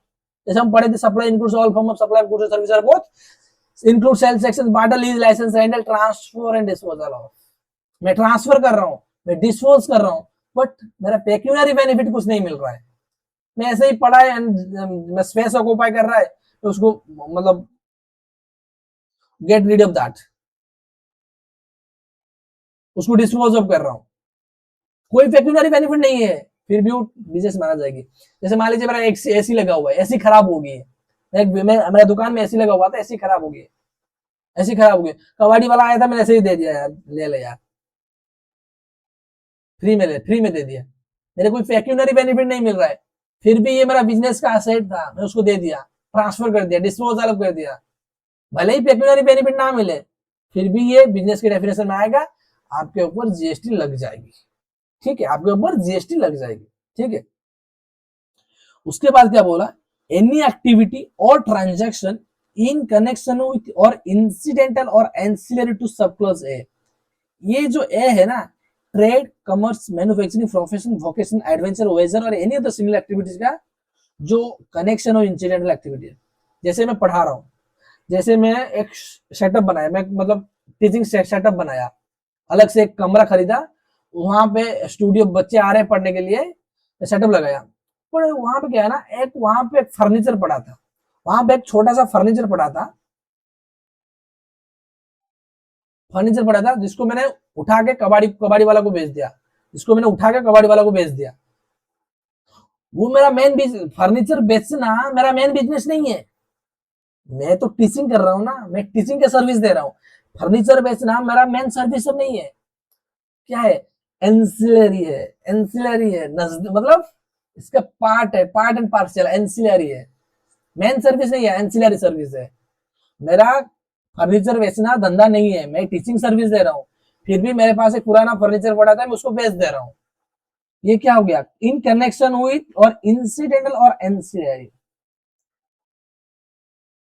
Ancillary to my teaching business, teaching business की। जैसे मान लीजिए कोई कंपनी है, मान लीजिए कंपनी है, वहां पे एम्प्लॉय लोगों को क्या होता है ना, कार मिलता है for from office to home, home to office, personalise car मिलता है। एक कार ले लीजिए आप, एंड ड्राइवर भी देते हैं, कंपनी देता है कि एक कार आप यूज करना। जब जब वो कार पुराना हो जाती है, एक्सपायर्ड होती है ना कार की, कार जब पुराना हो जाती है, ये कार को क्या करते हैं, कबाड़ी वाला को बेचते हैं, कबाड़ी वाला को बेचते हैं, या फिर कोई खुद मतलब जो भी लोअर लेवल एम्प्लॉय हो गए उनको दे देते हैं कि आप ये ले लो, थोड़ा बहुत पैसा लेंगे उनसे, उनको दे देंगे, लोअर लेवल एम्प्लॉय को उनको दे देंगे। बट जो कंपनी है उनका कार का भी, जैसे एनबीसी का बात करो, एनबीसी में एक्चुअली ऐसा कैसे होता है, जो भी ऑफिशियल्स कार यूज कर रहे हैं, कार यूज कर रहे हैं, जो कार पुराना हो जाता है तो एम्प्लॉय लोगों को बहुत सस्ती प्राइस में मिल जाती है, जो लेना चाहता है वो कार। एनबीसीसी का कार बेचने का सर्विस नहीं है, एनबीसीसी कंस्ट्रक्शन सेक्टर में है, वो कंस्ट्रक्शन की सर्विस देती है, कार बेचना उसका काम नहीं है। ये क्या है? Ancillary to the business, incidental है, या फिर ancillary to the main business. Sub clause है। यहाँ पे जो भी बिजनेस है, जैसे कंपनी क्या कर रहा है, एनबीसीसी क्या कर रहा है, एनबीसीसी प्रोफेशन मतलब मैन्युफैक्चरिंग कर रहा है, वन काइंड ऑफ सर्विस दे रही है, सर्विस के रिलेटेड है ये एंसिलरी सर्विस। कार बेचना भी, जब कार बेचोगे, जो एनबीसीसी कार बेचेगी उसके ऊपर जीएसटी लगेगी, क्योंकि that is ancillary to his main business of the construction. I hope you got this point, अच्छे से समझाया मैंने, बहुत कोशिश की समझाने के लिए। ठीक है, ठीक है। और क्या बोल रहे हैं, any activity or transaction in the nature of सब क्लॉज ए, यहाँ पे सब clause A, whether or not there is volume, frequency, continuity और regularity of such transaction। जो भी ट्रांजैक्शन कर रहे हो, कितने वॉल्यूम पे कर रहे हो, फर्क नहीं पड़ता, चाहे एक कार बेचो या फिर 100 कार बेचो, जैसे मैं एक फर्नीचर बेचूं या फिर 100 फर्नीचर बेचूं, वो फर्क नहीं पड़ता। या साल में एक बार भी बेचूं या फिर साल में 50 बार बेचूं, वो फर्क नहीं पड़ता। आज बेचा, कल भी बेचूंगा, परसों बेचूंगा, कंटिन्यूटी में, वो भी मैटर नहीं करता। रेगुलर वॉल्यूम, फ्रीक्वेंसी, कंटिन्यूटी और रेगुलरिटी, फर्क नहीं पड़ता। आप कितने वॉल्यूम पे बेच रहे हो, फर्क नहीं पड़ता। और फ्रीक्वेंसी क्या है, साल में एक बार कर रही हो या फिर 5 साल में एक बार कर रही हो या फिर साल में 50 बार कर रही हो, वो भी फर्क नहीं पड़ता। कंटिन्यूटी पे कर रहे हो, आज दे रहे हो, कल दोगे, परसों दोगे, उससे अगले दिन दोगे, ये भी फर्क नहीं पड़ता। एक बार कर लिए, that is ancillary to your business, it will become your, क्या, it will become your business. ये जो दो पॉइंट है, ये जो बी एंड सी है, that is link to A point only.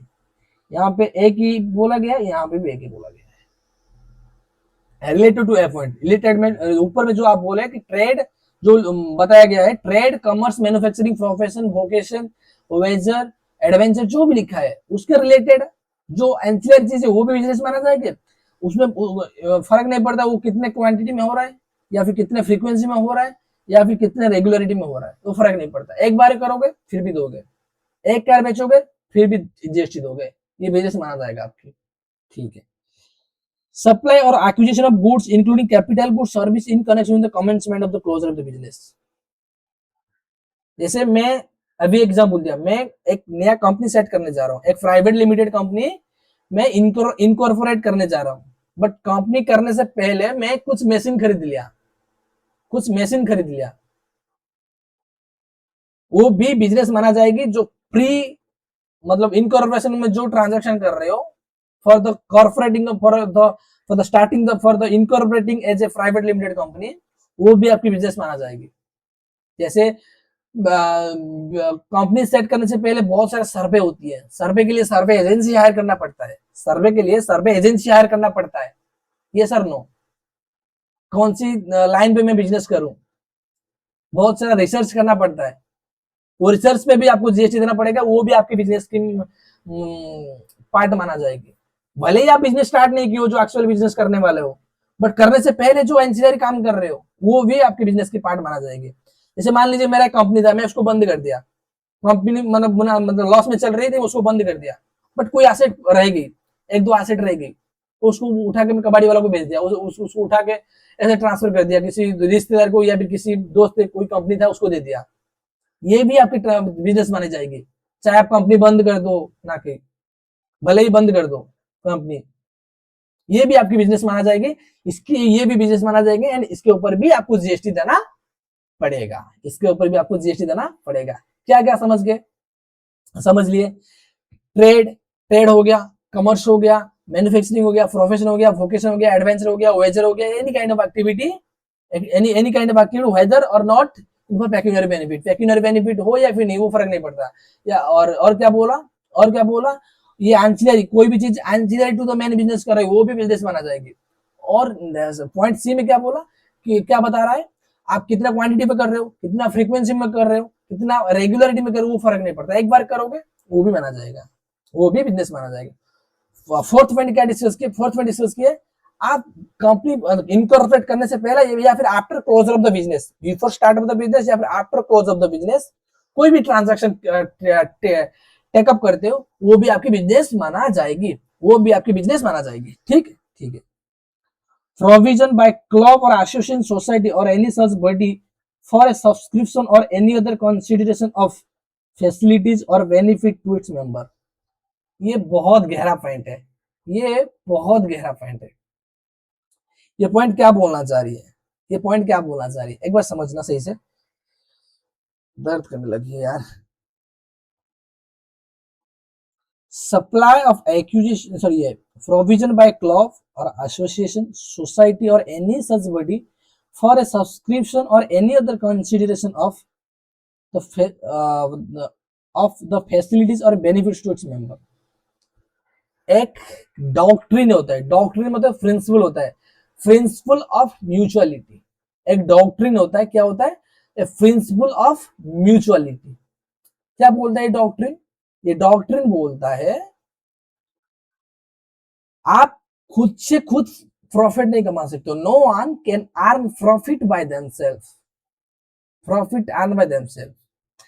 यहां पे क्या होता है, यहां पे बहुत घंगला हो रही थी, मतलब बहुत फ्रॉड हो रही थी। यहाँ पे कैसे हो रही थी, एग्जाम्पल देके समझाता हूं। जैसे एक कोई क्लब है, इसका मेंबर मान लीजिए मिस्टर ए है, मिस्टर बी है, मिस्टर सी है, इसके साथ XYZ लिमिटेड भी इसका मेंबर है, XYZ लिमिटेड।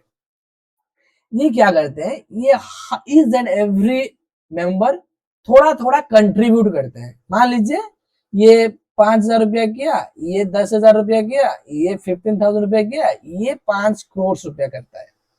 ऐसे ही फ्रॉड होती थी, ये 5 करोड़ रुपया करता है,